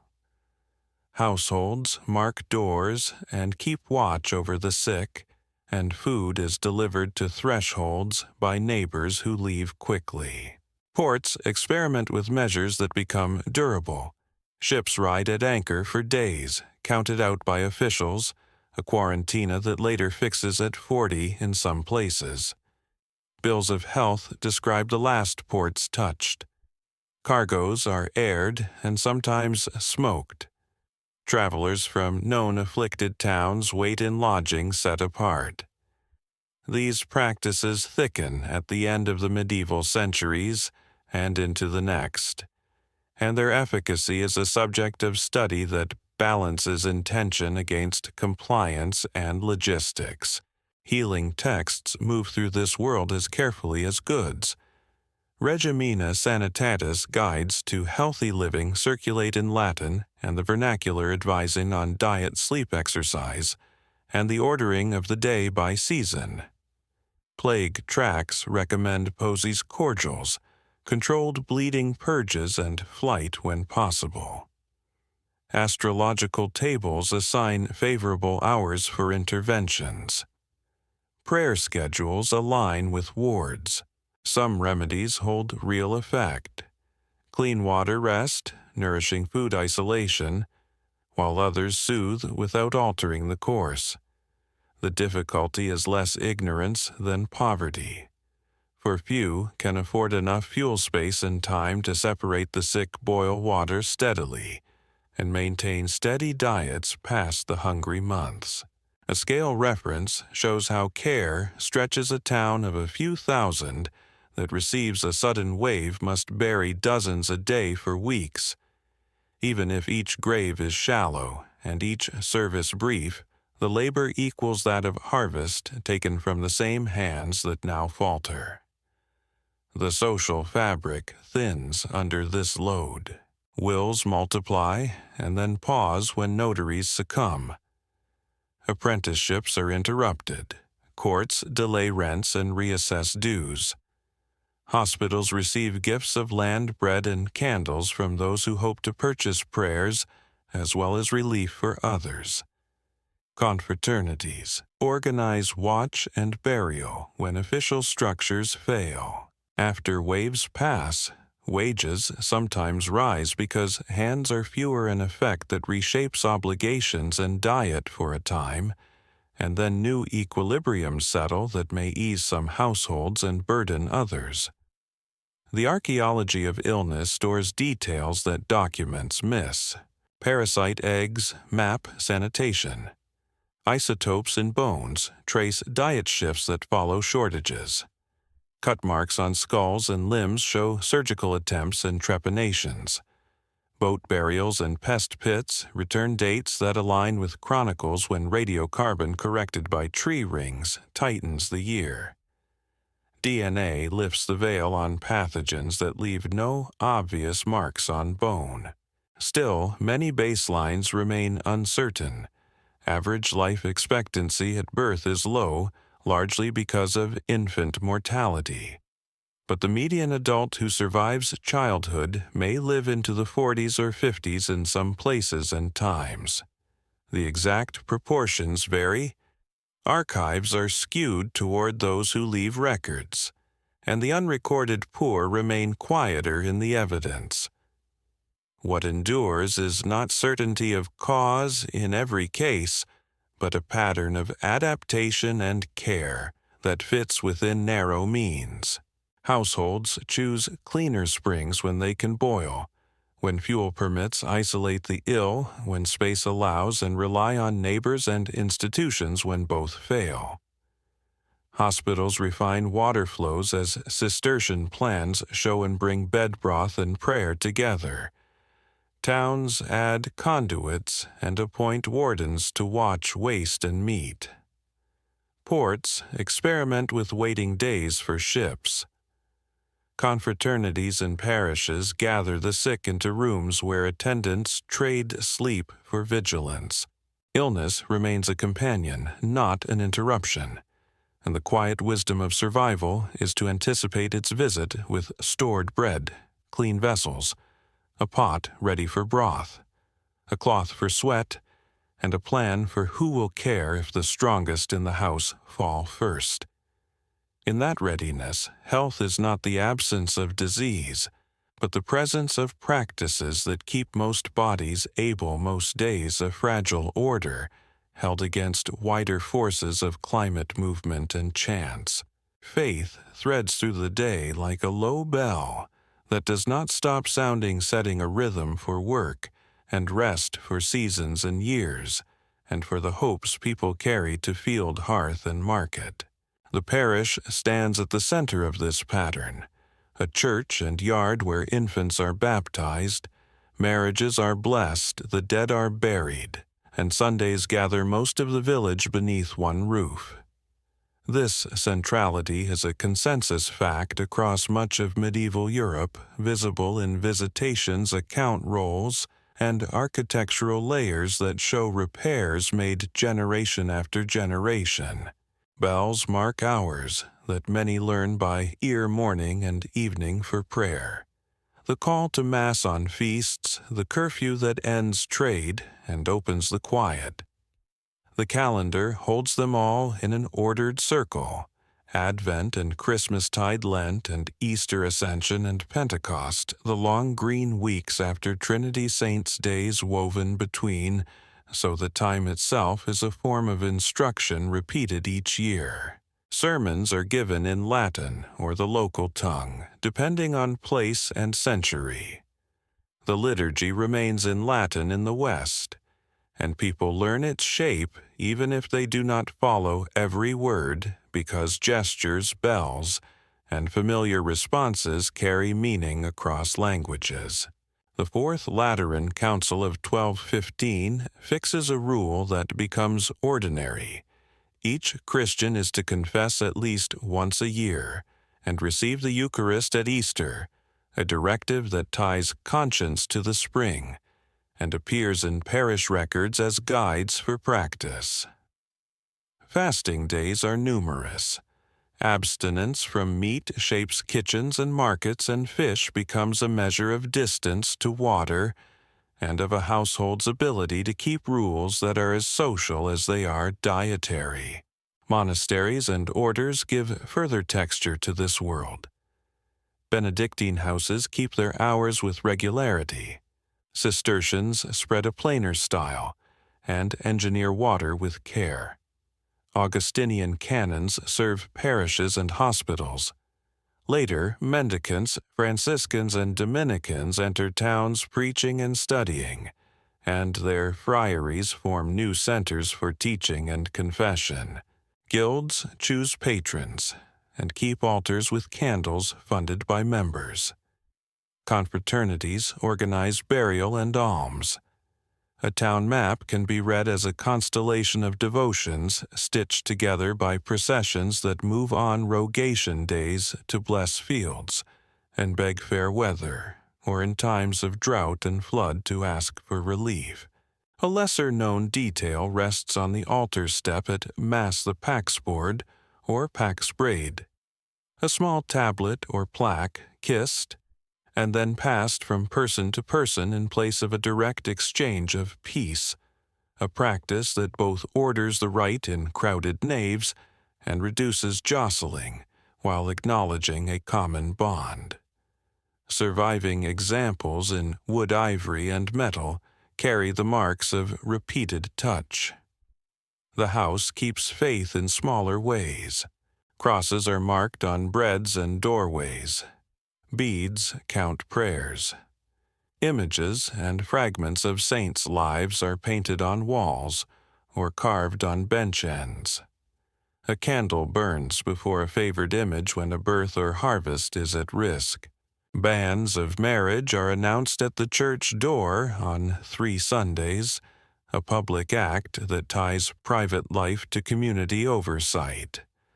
Contracts and settlements are witnessed in porches because they are dry, central, and respected. The yard serves as common memory where graves remind the living of continuity. Pilgrimage draws some beyond familiar fields. Badges, scallop shells from Compostela and Pule, stamped with the shrine sign bells from local cults, pinned to hats and cloaks as proofs and souvenirs. Distances vary from a day's walk to hundreds or thousands of kilometers along roads that mix devotion with trade.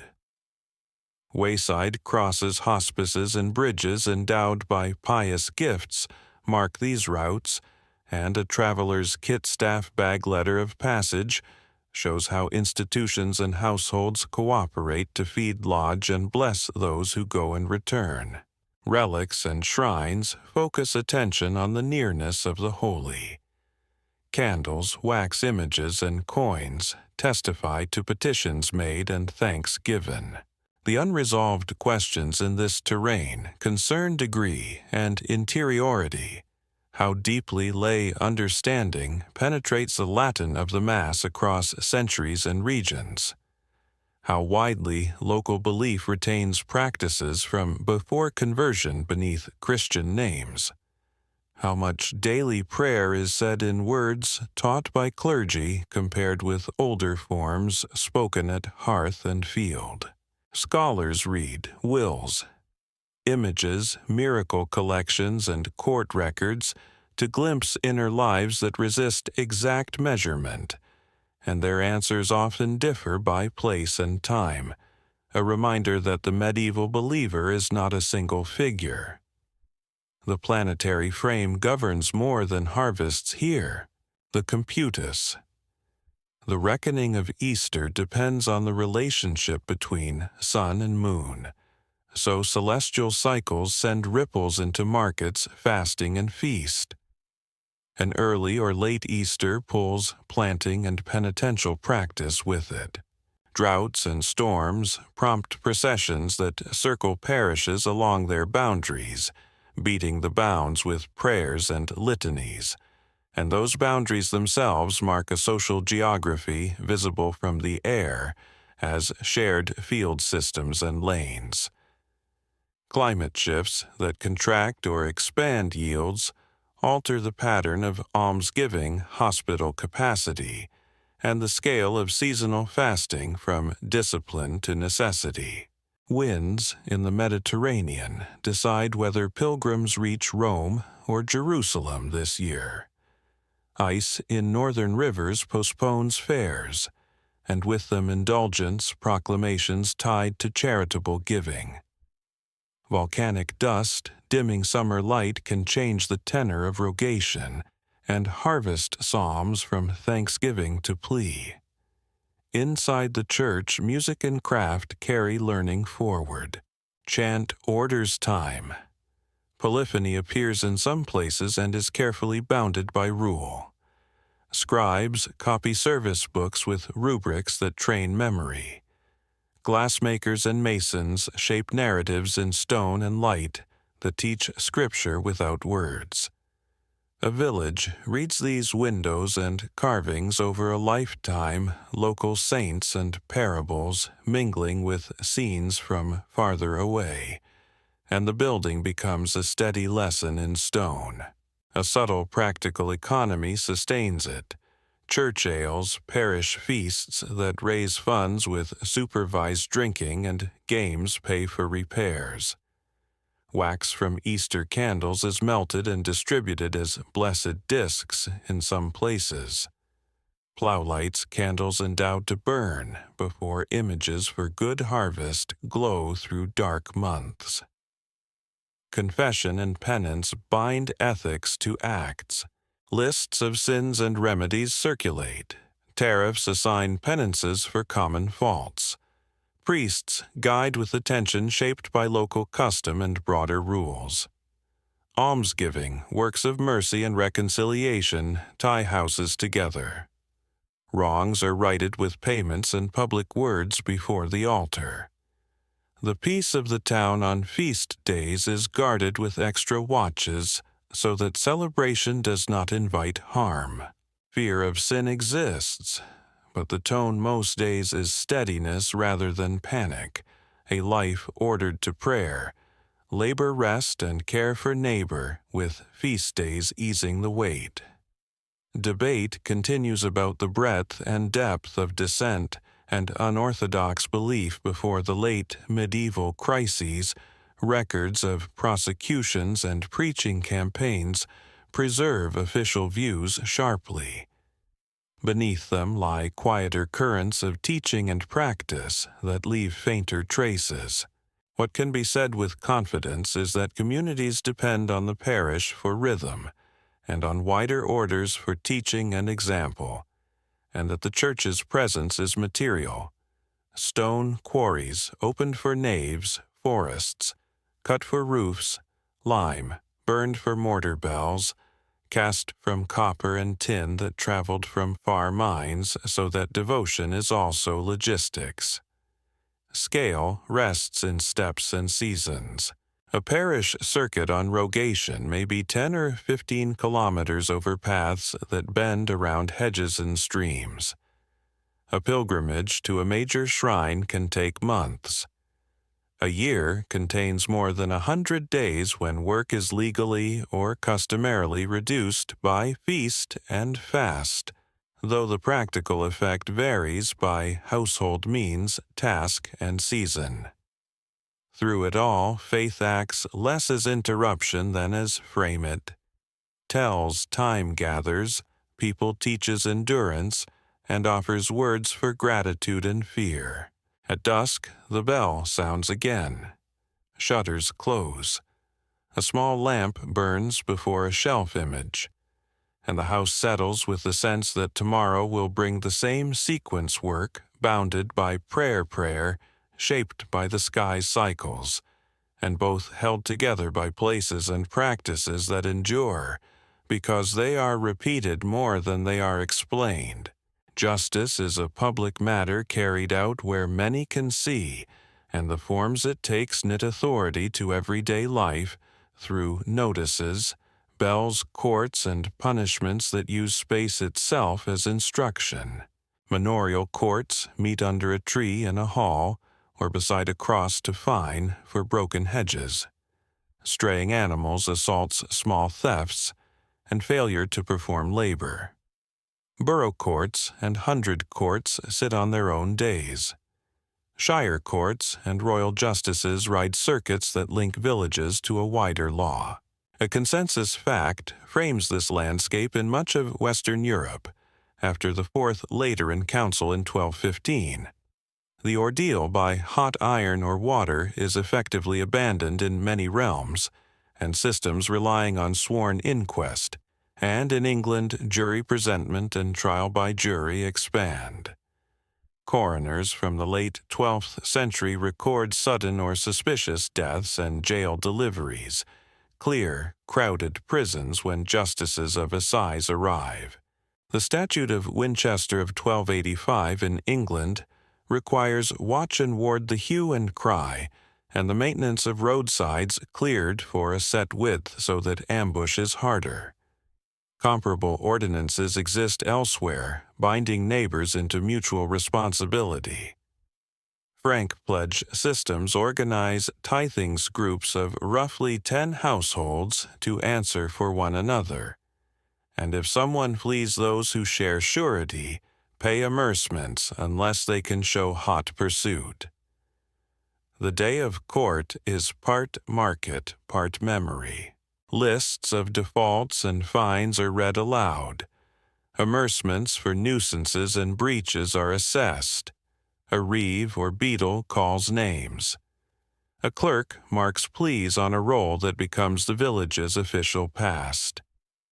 Many punishments aim to be seen rather than to remove a person for long. The pillory fixes a body upright with head and hands locked so that passers-by learn the offense written on a board. The stocks hold ankles and sometimes wrists at ground level on the green. Whippings follow a route that touches set corners of the town. Banishment is declared from a public place and sealed with a bell or horn. A lesser-known detail appears in provisions linked to the assize of bread and ale. In some towns, an offending brewer, often a woman brewing for sale, is sentenced to the tumbrel or cucking stool, public ducking in water, while a baker who sells short weight may be paraded with the faulty loaf or fined and set in the pillory. These practices vary by place and century, but reflect the principle that foods under communal regulation answer to communal shaming when rules are broken. Execution exists and is also made to teach by location. Gallows stand on hills outside walls or by main roads. Heads and quarters in some places are displayed after judgments for treason. Beheading, hanging, and in a few jurisdictions for specific crimes, burning are carried out in public. Yet prisons for most of the medieval period are chiefly for holding the accused and the indebted, rather than for long-term punishment. Daily fees for bread and straw are charged unless someone pays, and jail fever, typhus, and other diseases borne by lice in crowded rooms is an unseen partner in these spaces. Sanctuary is a counterweight that lies within the church's peace.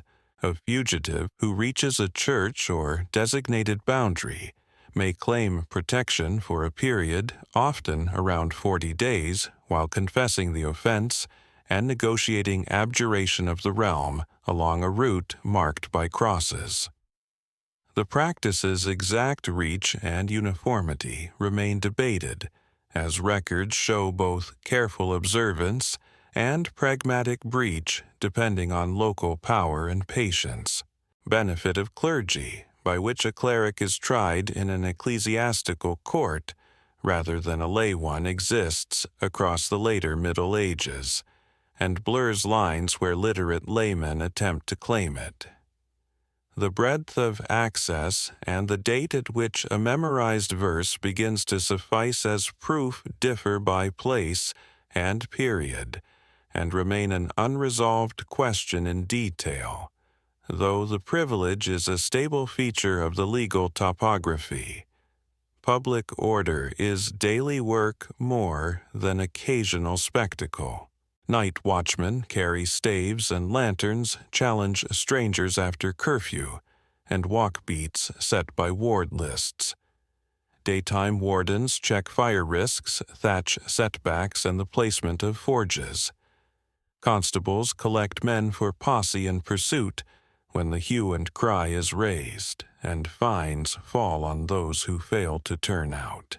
Roads know their own policing, bridges collect tolls, and sometimes host small courts.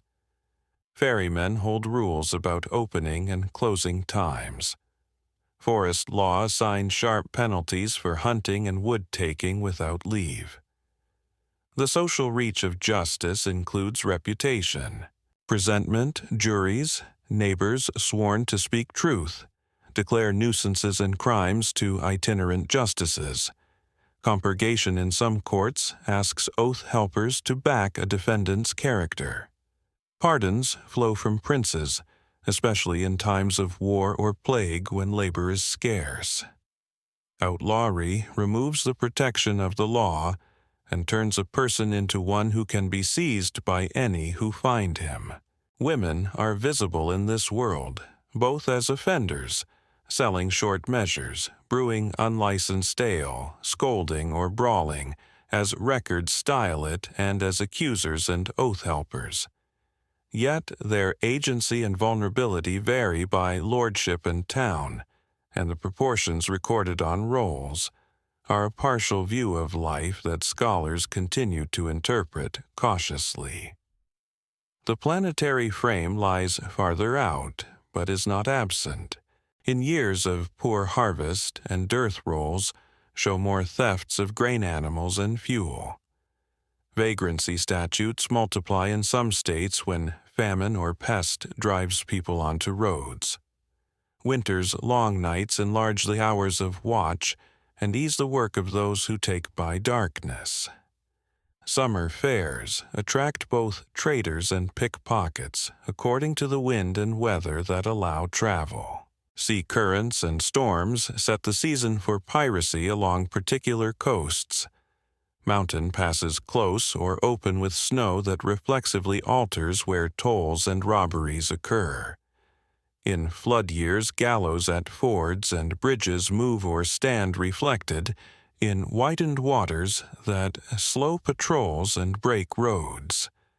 Scale lives in paths and visibility. A gallows hill, a kilometer from a gate, sits where carts cannot pass without seeing it. Pillories stand near the market cross so that buyers who weigh their bread also weigh rule.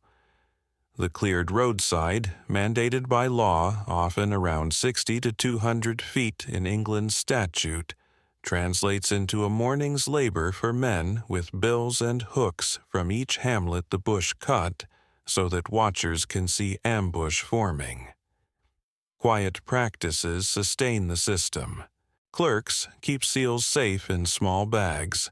Jurors receive a meal at a tavern at the town's expense when a long session ends. Offenders pledge sureties who answer in coin if promises are broken. Tallies split and matched settle fines.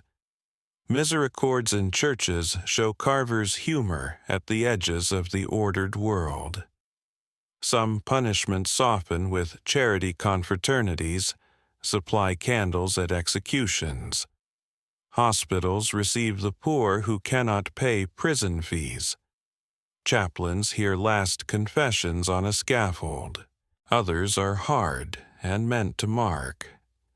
Branding and mutilation appear in some codes for repeat theft, though the frequency with which such sentences are actually executed, rather than commuted to fines, remains a subject of scholarly debate that weighs normative law against surviving case rolls. Torture, as a tool of investigation, divides along legal traditions in parts of the continent under Romano-canonical procedure. It is more formally present under judicial limits. In England, it is rarer in ordinary criminal process, generally constrained to cases touching state security. Across regions, the unresolved question is how often practice drifted from rule in lesser jurisdictions where oversight was thin. Through it all runs the purpose of visibility. Justice speaks in places where people gather, so that memory supports fear of repetition. The presence of a pillory or a set of stocks reinforces the idea that the town keeps standards beyond the market's bargaining. Yet fines, compositions, and settlements outnumber scaffolds, and most conflicts end in amends measured in coin goods or sworn peace. At dusk, the watch takes its turn, doors bar against wandering pigs and stray fires, and the square clears until the bell allows no more movement. The next morning, the order resumes tools and measures, inspected paths kept open, names called amercements recorded. The public eye is part lesson and part ledger, and while its harshness is real, its ordinariness is the stronger fact, the steady maintenance of boundaries within which households can work, sleep, and pass through the year, guided by rules that are spoken aloud as often as they are written down. Night approaches as work thins and embers are drawn inward, and most households prepare for sleep with small practiced motions that repeat through the year: doors, barred shutters set, a pot moved to the fire's edge, a brand saved under ash for morning. Curfew bells sound from the parish or town gate and draw a line across the streets. After that hour, movement narrows to watchmen, late travelers, taken in at inns, and those whose tasks belong to darkness. Indoors, light is rationed. Tallow smokes and is spared. Rushlights burn down quickly.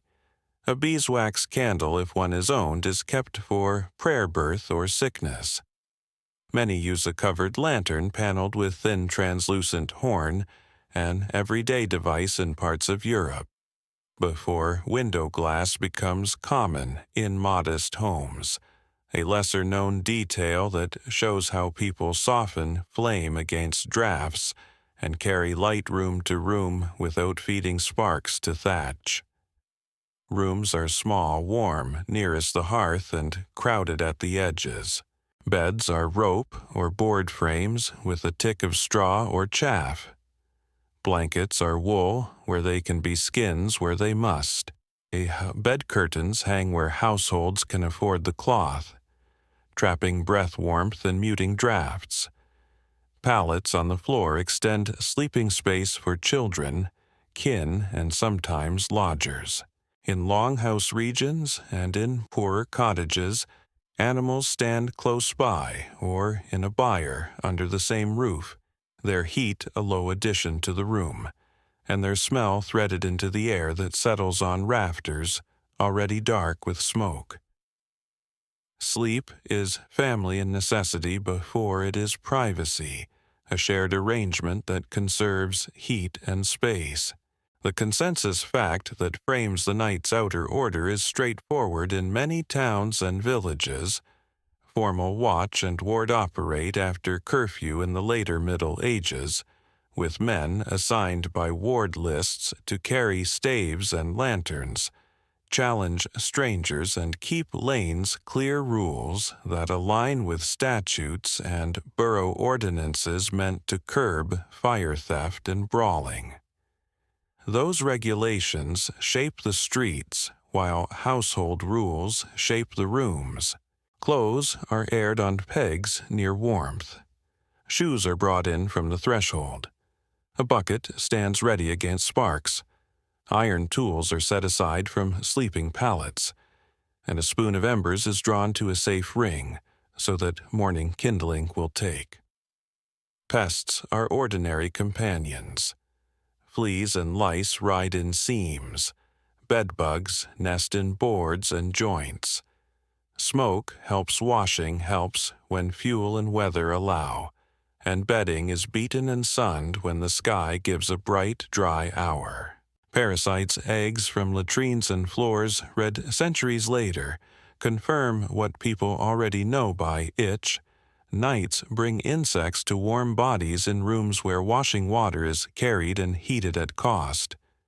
The house is quiet but not silent. Wind speaks at eaves, animals shift. An infant fusses a last pot, settles into a slow simmer for tomorrow's pottage. Across seasons, the length of darkness governs how much work can slide into night.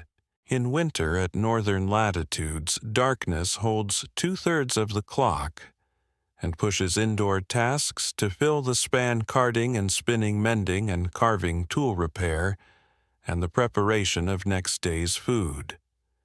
In summer, the same rooms empty early because dawn comes fast and work waits outside. The planetary frame is felt even at the door. Earth's tilt stretches and shortens, nights by degrees, that change how many hours a candle must serve and how much fuel must be burned to keep rooms warm enough to rest. Time at night is counted by bells, by embers, by the line of stars moving past a roof gap, and by simple devices. In monasteries, water clocks and candle clocks help ring the hours for the night office, and their cadence carries across fields to those who listen between waking and sleeping. In towns, some wards require that the watch cry the hour, marking time and declaring weather as they pass. In others, silence is demanded, and only the challenge is permitted. Within houses, people learn their own watches. A pot set when the door is barred will thicken enough by midnight to be moved. A candle, scored with a knife, will burn to a mark that means rouse a child to the close stool bank, the fire again, and sleep. The shape of the night's sleep remains under study. References in Europe from the later medieval and early modern periods describe a first sleep and second sleep, with an interval between used for prayer talk, tending the fire, or check of animals. How widely and in what centuries this segmented pattern holds across classes and regions is an unresolved question. Some evidence suggests that heavy winter dark invites such an interval more often than summer. Some suggest that labor fatigue and household crowding compress waking even where custom allows pause. The balance likely varies place by place. What is not uncertain is that nights admit interruption by care for infants, by the needs of the sick, by noises in the yard, by the watch's call, and by the call of prayer on feast eves, and that people fold these intervals into the habit of rest without naming them as curiosity. Streets after curfew belong to necessary trades. In some towns, rakers and nightmen draw refuse and empty cesspits in the hours before dawn, a schedule that keeps smell and traffic from the market day. The tools and terms differ by place, but the pattern is consistent enough to appear in civic accounts where payments for night work, buckets, cords, and cart hire are listed. Bakers take their turns at shared ovens under oversight that forbids flame after certain bells unless a warden stands by. Midwives and neighbors are called at any hour and carry a small kit of cloths, cord oil, and words their steps familiar to watchmen who pass them without challenge. Inns concentrate those who must travel in darkness. Messengers, drovers with animals, carriers who aim to reach a ferry at first light. Inside common rooms, quiet under the eyes of a host who keeps fuel and ale from running into trouble. The sky above the roofs is more visible than in later centuries. Without widespread artificial light, the Milky Way washes the night on clear dates. Moon phases write their own calendar of safer and darker returns. Shooting stars mark seasons as reliably as geese. In high latitudes, aurora sometimes lowers its curtain. In all latitudes, comets, when they come, are recorded in chronicles that notice them as signs in years that also tell of weather and war. The night's climate is not only cold and heat, but sound. Dogs range and warn. Pigs loose in lanes are fined and gathered if wardens find them. Owls call in barns. Church clocks, where they exist, tick and strike. A river low in summer whispers differently from a winter torrent, and those who live near learn to hear flood before they see it. Safety is a mixture of custom and close planning. Doors bar with wooden beams dropped into sockets. Hasps and simple locks hold where iron can be spared. Shutters are pegged. Ladders are lifted from yards to deny easy reach to open lofts. In timber towns, hooks and leather buckets are kept to pull thatch and carry water to a neighbor's roof. Ordinances in some cities require each house to keep a bucket, and in certain wards a ladder, and to sweep chimneys on named days. Compliance is uneven but improves after fires. Families rotate places in bed by season and age so that the most vulnerable are closest to warmth, yet can be passed out quickly if flames threaten. Measurement of the night space is modest. A watchman's round may be a loop of a few kilometers that touches gates, markets, and riverside steps. A parish circuit at dawn for rogation may take 2 hours, and many of the same lanes are walked at night to check locks and fires. Indoors, bed length fits bodies curled against cold. The reach from hearth to pallet is a few paces measured with a pot in hand. The distance from door to gate is a memory carried in the dark by footfall and fingertips along rough wood. Sleep itself is bodily repair rather than escape. Those who have eaten enough food sleep more deeply. Those who have not wake early with hunger. Sickness shortens breath and divides rest. Pregnancy and infancy pull adults from bed reliably. Elders rise to move stiffness before lying down again. Prayer sits near all of this, short words learned by heart, said at the banked coals at a bed's edge or into the dark, while listening for a child's breathing to settle. The end of the night is preparation. Before, light, someone stirs. Embers are teased to flame with dry splinters set aside the previous afternoon. A pot is shifted to heat. Water is poured.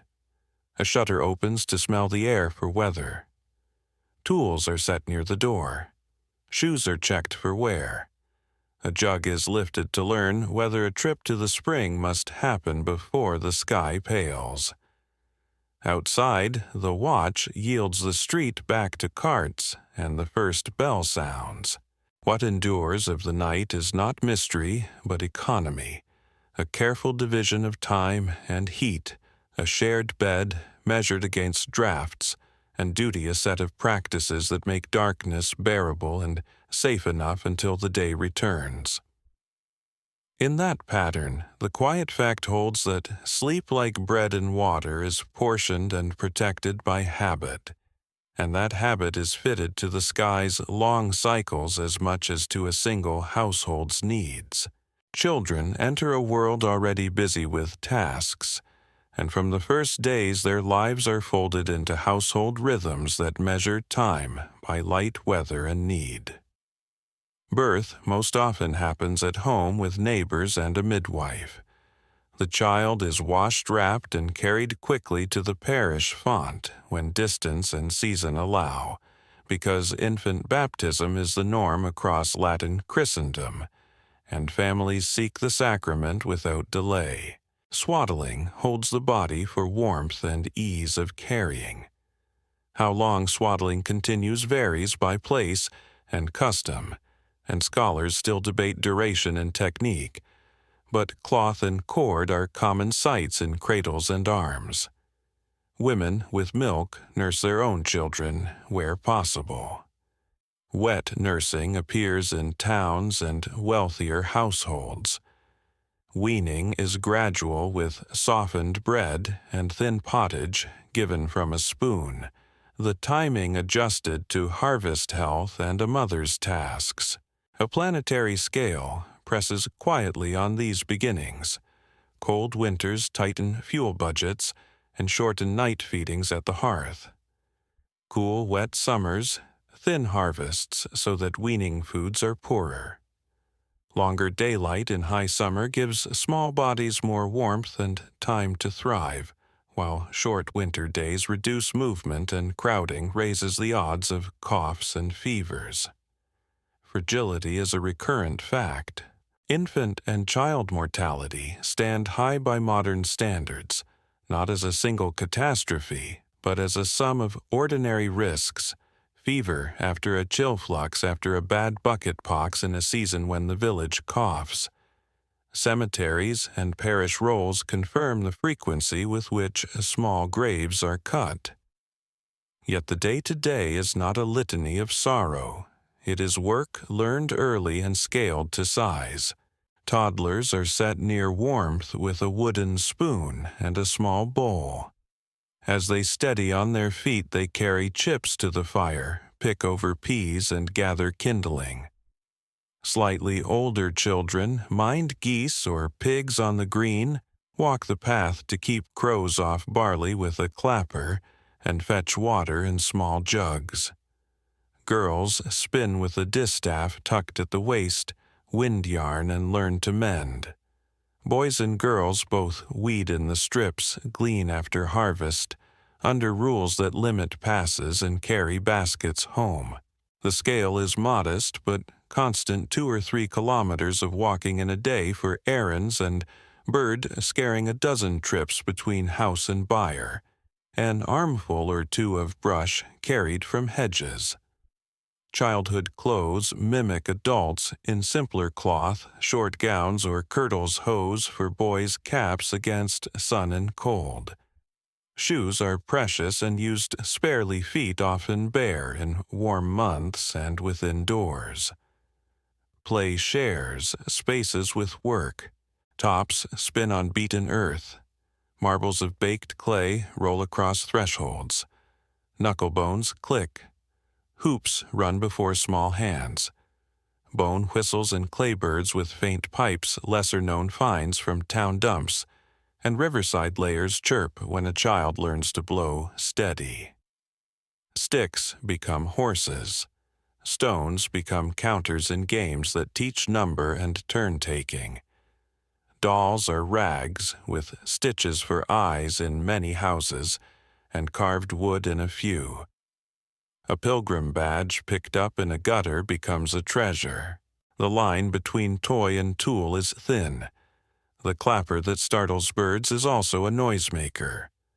The small basket carries both stones for play and pods for shelling. Instruction is local and practical. Parents and kin teach by showing and by setting tasks. Neighbors correct and praise. The parish teaches prayers the Pater Noster, the Ave, the Creed, and the sign of the cross. On Sundays, children watch how adults stand, kneel, and answer. Schools exist in towns and at some rural churches. Song schools train boys for choir. Grammar schools teach Latin grammar to a smaller number. Craft households absorb many adolescents through apprenticeship. Service in husbandry, living in as a hired young worker on a farm for a yearly wage in coin and kind, is common in parts of late medieval northern Europe. Ages vary with means and region, but a consensus pattern holds that formal apprenticeships often begin around 12 to 14, with contracts drawn before clerks and guild officers. The apprentice moves into a master's house, learns obedience and craft, and trades childhood's free hours for scheduled labor and ordered meals. Canon law fixes marriageable age at 12 for girls and 14 for boys, though practice and consent involve families and custom. The rule itself is a stable point in a landscape otherwise variable in household strategies. The unresolved questions that scholars continue to weigh concern literacy and schooling, breadth, how many girls learn to read for devotion, how many boys who are not headed for clerical life pass through a grammar school, how often village children attend rudimentary song or petty schools, and how these rates change after demographic shocks. Evidence from signatures, wills, and court records suggests growth in urban literacy over later centuries, but the precise proportions for earlier periods remain indistinct. Household economy shapes children's nutrition and growth. Milk, when available, is turned into butter and cheese because these keep. Children drink thin ale and broths. In scarcity, the diet leans toward grains and legumes. Isotope studies of bones from some cemeteries suggest weaning ages that cluster in early toddlerhood, but variation is wide, and the exact distributions by class and region are debated. On the planetary scale, climate patterns mediate their strength in runs of cool, wet summers. Fodder shortens, milk yields fall, and toddlers receive less animal protein. In warmer sequences, gardens produce more greens and fruit, and small bodies add weight before winter returns. Work assigns risks. Minders of geese cross roads where carts roll. Helpers and buyers step among hooves. Children who fetch water slip on stones in frost. Those who help near ovens and hearths learn early that flame is both tool and hazard.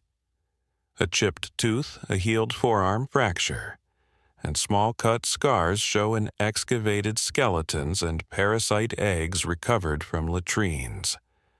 Tell that worms accompany many childhoods. The consensus medical frame, humor's regimen and season also touches.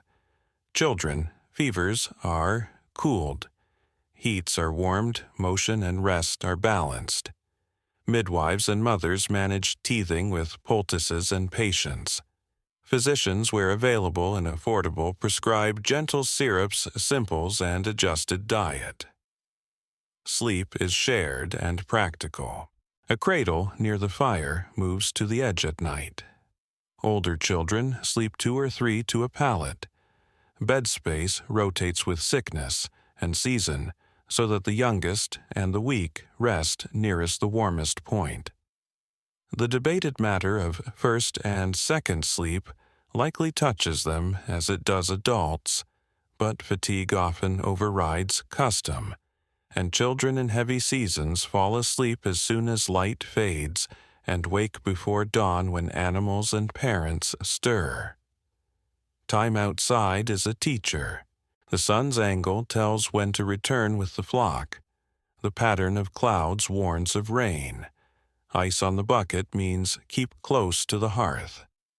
A line of migrating geese signals a turn in work. Stars, when seen from a yard with no street lamps, fix memory. A child learns the path from door to well by Orion's shoulder in winter and by the curve of the Milky Way in summer. Distance is felt in legs.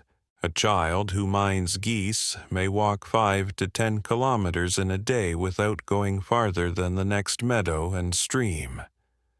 An apprentice in town crosses lanes and bridges with boards and bundles until feet know every cobble. A young servant on an upland farm trails cattle to pasture and back, counting by stiles and gates. Festivals widen this map. On rogation days, children join processions that beat the bounds, stamping parish edges into memory. At fairs, they see goods they do not touch but remember. At church ales, they carry jugs and watch elders pledge bargains by tallies. The law sees them too. Ward lists assign older boys to carry lanterns on watch nights. Court rolls name adolescents who scuffle, poach, or sell short measures on errands. Ordinances limit play in churchyards and require parents to answer for damage. Women's labor frames much of their care. Mothers and older sisters carry infants to fields, tuck them under hedges while weeding, and cradle them while spinning. Fathers teach tool names and safe distances. Godparents promise prayers and gifts on feast days, often small coins or candles that brighten a winter service. Not all paths are the same. In towns, some children enter service in shops, learn numbers by tally and measure, and sleep in lofts over goods. In ports, boys ship out as pages or cabin servants. In noble houses, pages and maidens learn courtesy music and reading. Yet across classes the day turns on the same necessities: warmth, food, clean water, work fitted to small hands, and sleep shared under roofs that hold the weather at bay. Archaeology preserves quiet proofs: tiny shoes with patched soles, a narrow distaff marbles and tops in drains. Small spoons, miniature jugs, likely used by real children rather than made as toys. Documents add texture apprenticeship contracts naming an age and term. Household lists that count clothing issued to a young servant. Guild rules that limit youths at dangerous benches. What remains uncertain is less the presence of work than its proportion. How many hours are truly free? How much play moves within errands? How often schools take children from fields? The answer shifts with season and purse. Evening gathers them back to the hearth. A child recites a prayer, folds a bit of bread into tomorrow's pouch, and curls against a sibling. Embers settle. A last cup of warm drink passes hand to hand. The door bar drops. Tomorrow repeats the same sequence with small changes. Another tooth emerges, a new task is added, a longer errand is trusted, and over years the child becomes the household's adult. The same distances now covered with heavier loads, the same prayers said at the same door, proof that in a hard world, the path from weakness to strength is traced by countless small ordinary steps. Women carry the double load of household and production, and from first light to curfew, their labor moves without pause between water-fire food, fiber animals, fields, stalls, and care. In most villages, they draw and haul, cook, and preserve spin, almost without ceasing. Tend children and elders, manage poultry and pigs, weed and glean, rake hay, bind sheaves, and keep the small accounts that make rent and market possible. In towns, they brew, bake-vend, finish, cloth, retail, small wares, and hold shops as widows or alongside husbands. A consensus legal fact shapes much of this world in England and influences practice elsewhere. Under coverture, a married woman's legal identity folds into her husband's for contracting and suit, while widowhood restores capacity and brings a dower share, commonly 1/3 of the husband's freehold to sustain her. Charters and borough customs complicate this pattern by place, but the outline is steady in records of courts and wills. Household management is measured in distances and weights that return every day. A woman may walk several kilometers in total to Springs yards, byres, and strips. Two-handled vessels on a yoke hold perhaps 20 to 30 liters together. A basket of gleaned heads weighs little alone and much over hours. A child at the hip lightens and then adds to the burden as the day lengthens. Fire is coaxed, kettles are hung, bread is sliced, and pottage is stretched with peas, onions, or cabbage. Milk, if the cow yields enough, is churned to butter or warmed for a child. Curds are salted and saved. Fuel is gathered with care. Deadfall is picked from hedges peat cut, where rights allow brush bound into faggots and dried under eaves. The hearth answers to this economy with banking lids and covers that ration heat through the hours. Thread is the constant background. Before the late spread of wheels in many regions, the spindle and distaff accompany walking and watching, and fingers twist fiber into the long, even line that weaves into linen and wool cloth. Later, great wheels, and then treadles alter speed and posture where they appear, but the massive spinning remains women's work. A lesser-known everyday sign of stewardship hangs at many belts, a ring with house keys, chest pantry, dairy clinks at the girdle, an iron proof of responsibility that wills sometimes mention as heirlooms, together with best gowns, hoods, and linen shifts. Textile labor connects house to market. Flax, pulling, and retting depend on seasons. Hackling and spinning fill darker months. Weft winds onto reels that count by click and turn. Woven cloth must be fullered, stretched on tenters and sheared, and women stand in many of these steps even when guild seals and wardens are mostly male. Brewing is another hinge between private and public. In earlier centuries, a notable share of small-scale ale for sale is brewed by women alewives named in assize rolls, though the precise proportion and the pace at which men replace them in larger capitalized operations remain debated and likely differ by town and century. Ordinances bring women into visibility by fines for weak or short measures, by limits on ale stakes that mark a door, and by inspection days that touch kitchen and street together. Childbearing threads through all of this, and adds risk that households plan for without drama. Midwives carry knowledge of positions, chords, oils, and words learned by repetition. Stools and hands support labor. A warm, sweet caudle, spiced ale thickened with egg or bread, appears after birth in places where ingredients allow. The rite of churching brings a woman back into parish space after a period of rest. Maternal mortality stands higher than in modern populations, but its exact rates and causes vary and remain unresolved in detail because parish series coroner's rolls and skeletal samples do not yield uniform numbers. What is clear is that childbirth and puerperal infection are among the persistent hazards of women's lives. Infants nurse at the breast when possible. In towns and wealthier houses, wet nurses appear. Fasting rules often allow nursing women adjustments of practical accommodation recorded in pastoral guidance. Planetary forces weigh on these bodies and tasks. Cool, wet summers reduce fodder and milk.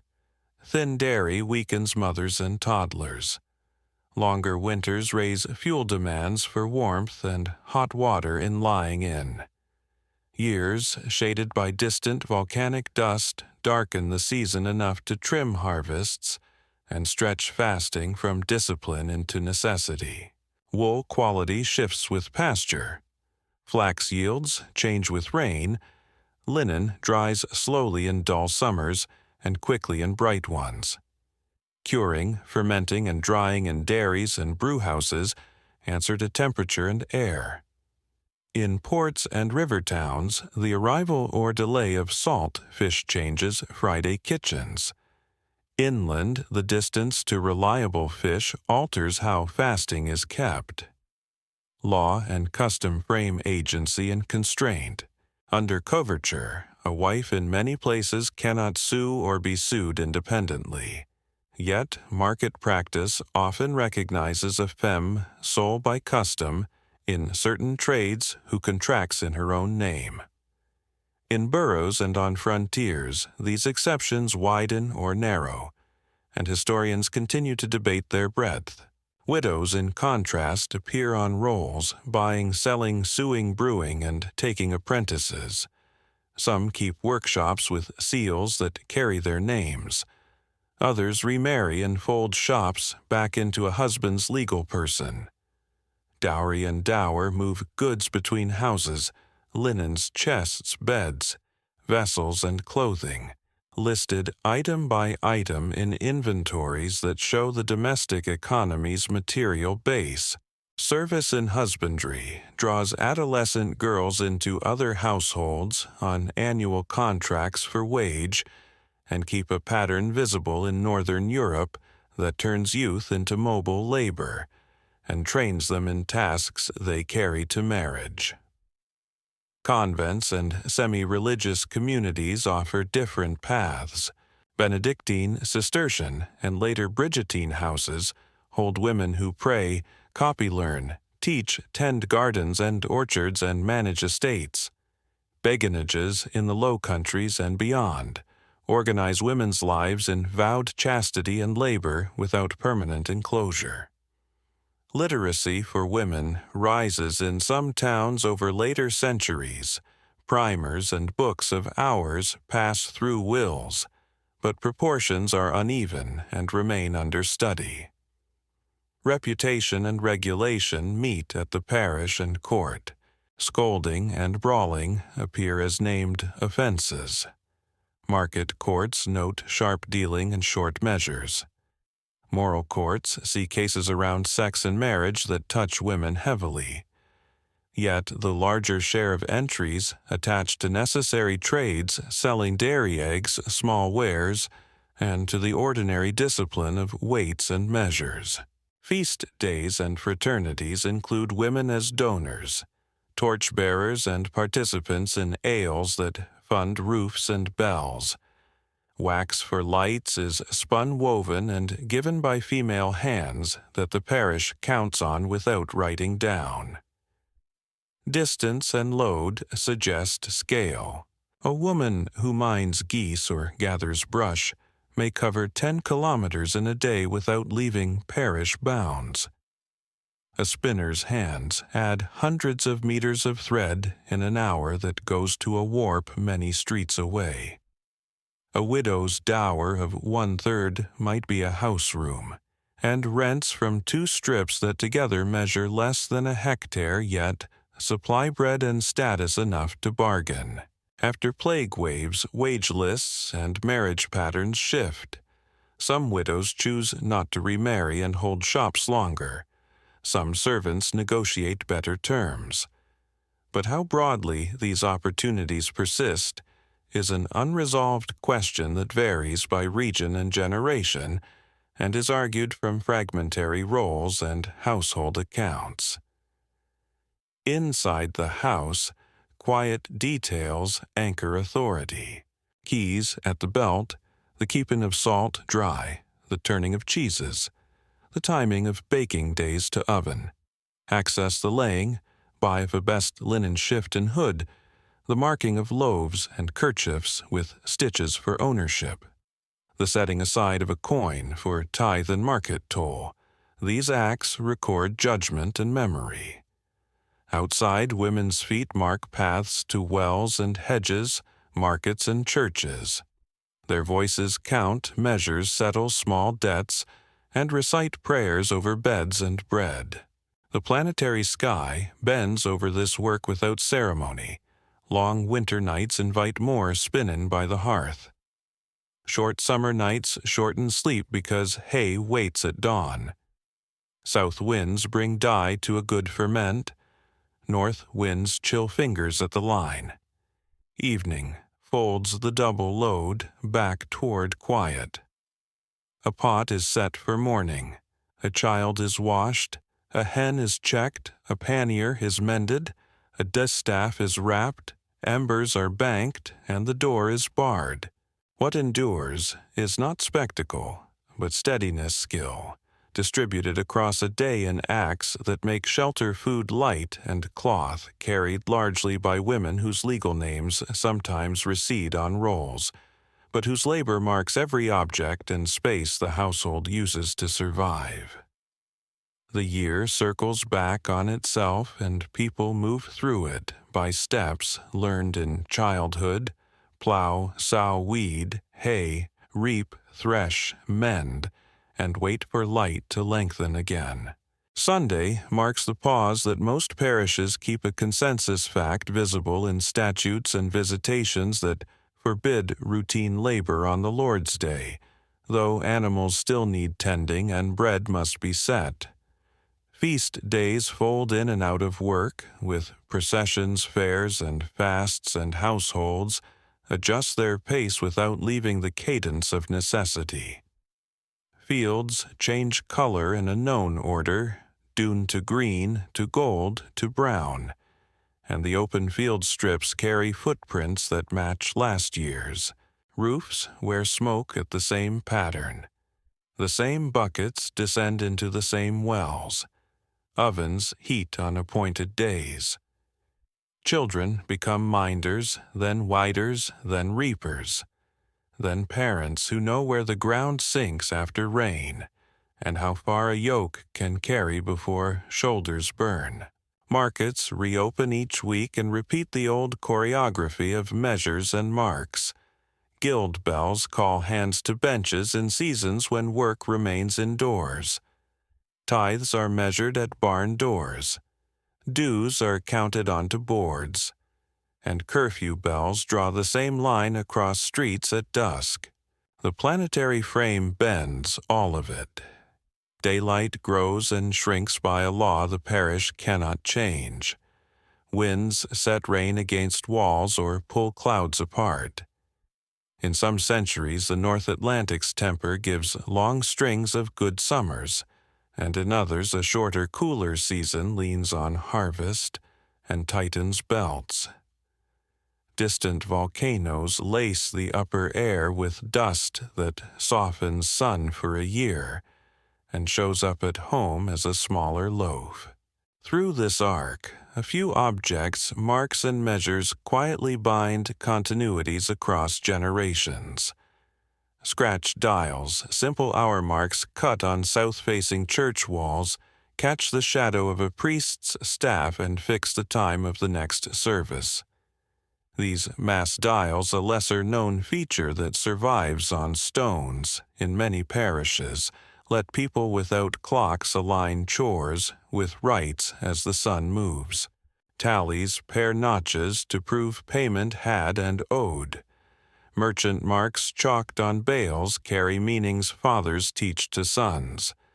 The heavy parish chest holds seals and ordinaries' letters beneath 3 locks so no single hand can open it. Within houses, keys on rings pass from mother to daughter, with the counsel that salt be kept dry and spinning done whenever feet must wait. In fields, a favored hedgerow is remembered as shelter in a wet squall, and the path a cart can take without sinking is taught with a hand on an arm and a finger pointing at a darker seam in soil. A consensus fact that frames this recurrence is demographic. Many parts of Europe swell in population through the 13th century, then fall sharply after the mid-14th century plague waves, and later recover unevenly.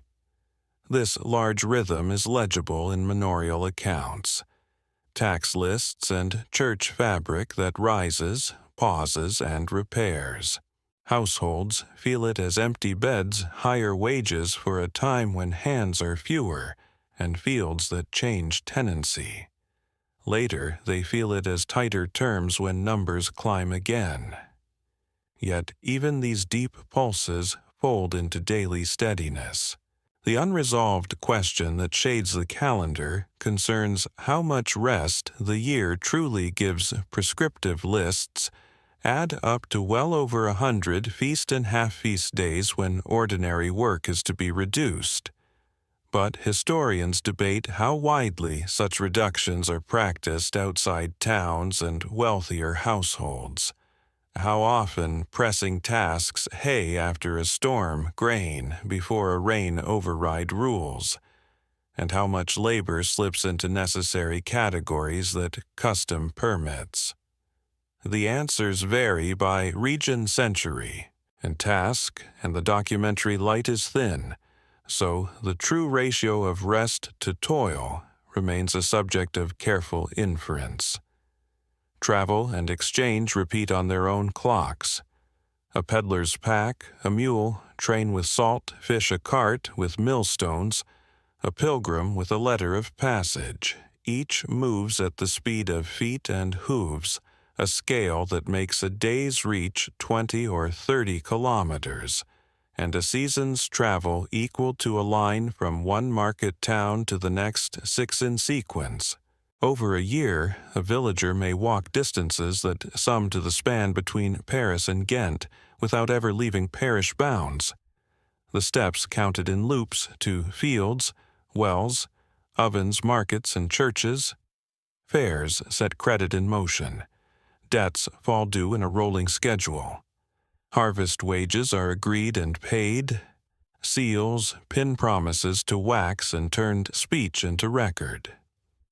The great roads, river fords, and bridgeheads see the same faces again after a winter, and carry the same rumors dressed in new names. Inside the parish, memory is built into land and building. Church walls hold paintings refreshed by lime wash and relaid. Roof beams are scarfed and pegged. Bells are recast with the old metal. The nave keeps tally of gifts in candle ends and planks. Fields show ridge and furrow that deepen as plows turn in the same direction for centuries. Hedges gain trees, ditches harden at their line. A sickle or a pruning hook passes from hand to hand with a new handle. A distaff smooths where fingers have gripped. A pot mended with a staple lives another season. A chest with a worn hasp holds the same linen cut, and sewn 2 generations back, bleached on the same grass by the same river. Households repeat repairs, pegs, re-drilled cart hoops, shrunk hot hearthstones reset doors, rehung when the season's damp swells planks. The smallness of space rooms measured in a few paces, beds that fit bodies curled against cold yards that hold a goat, a pig, and a woodpile, reminds that survival is coordination more than amplitude. The legal and religious frames also cycle without surprise. Confession returns with Lent and Easter. Banns of marriage are called in threes. The watch is set at harvest and fair times. Rods measure cloth on market days. The assize of bread and ale adjusts weight to grain price. The reeve calls names at the manor court, and the beadle knocks for labor owed. The tithe is lifted in kind at one gate and commuted in coin at another. Year after year, the same words fill rolls in different ink defaults. Amercements, reliefs, essoins, quittances, the language of order that keeps neighbors predictable. Mystery is not absent, but it belongs more often to the sky than to the ground. An aurora lowers over winter fields. A comet draws a slow tail and then is gone. An eclipse cools a summer afternoon and sends geese to ground.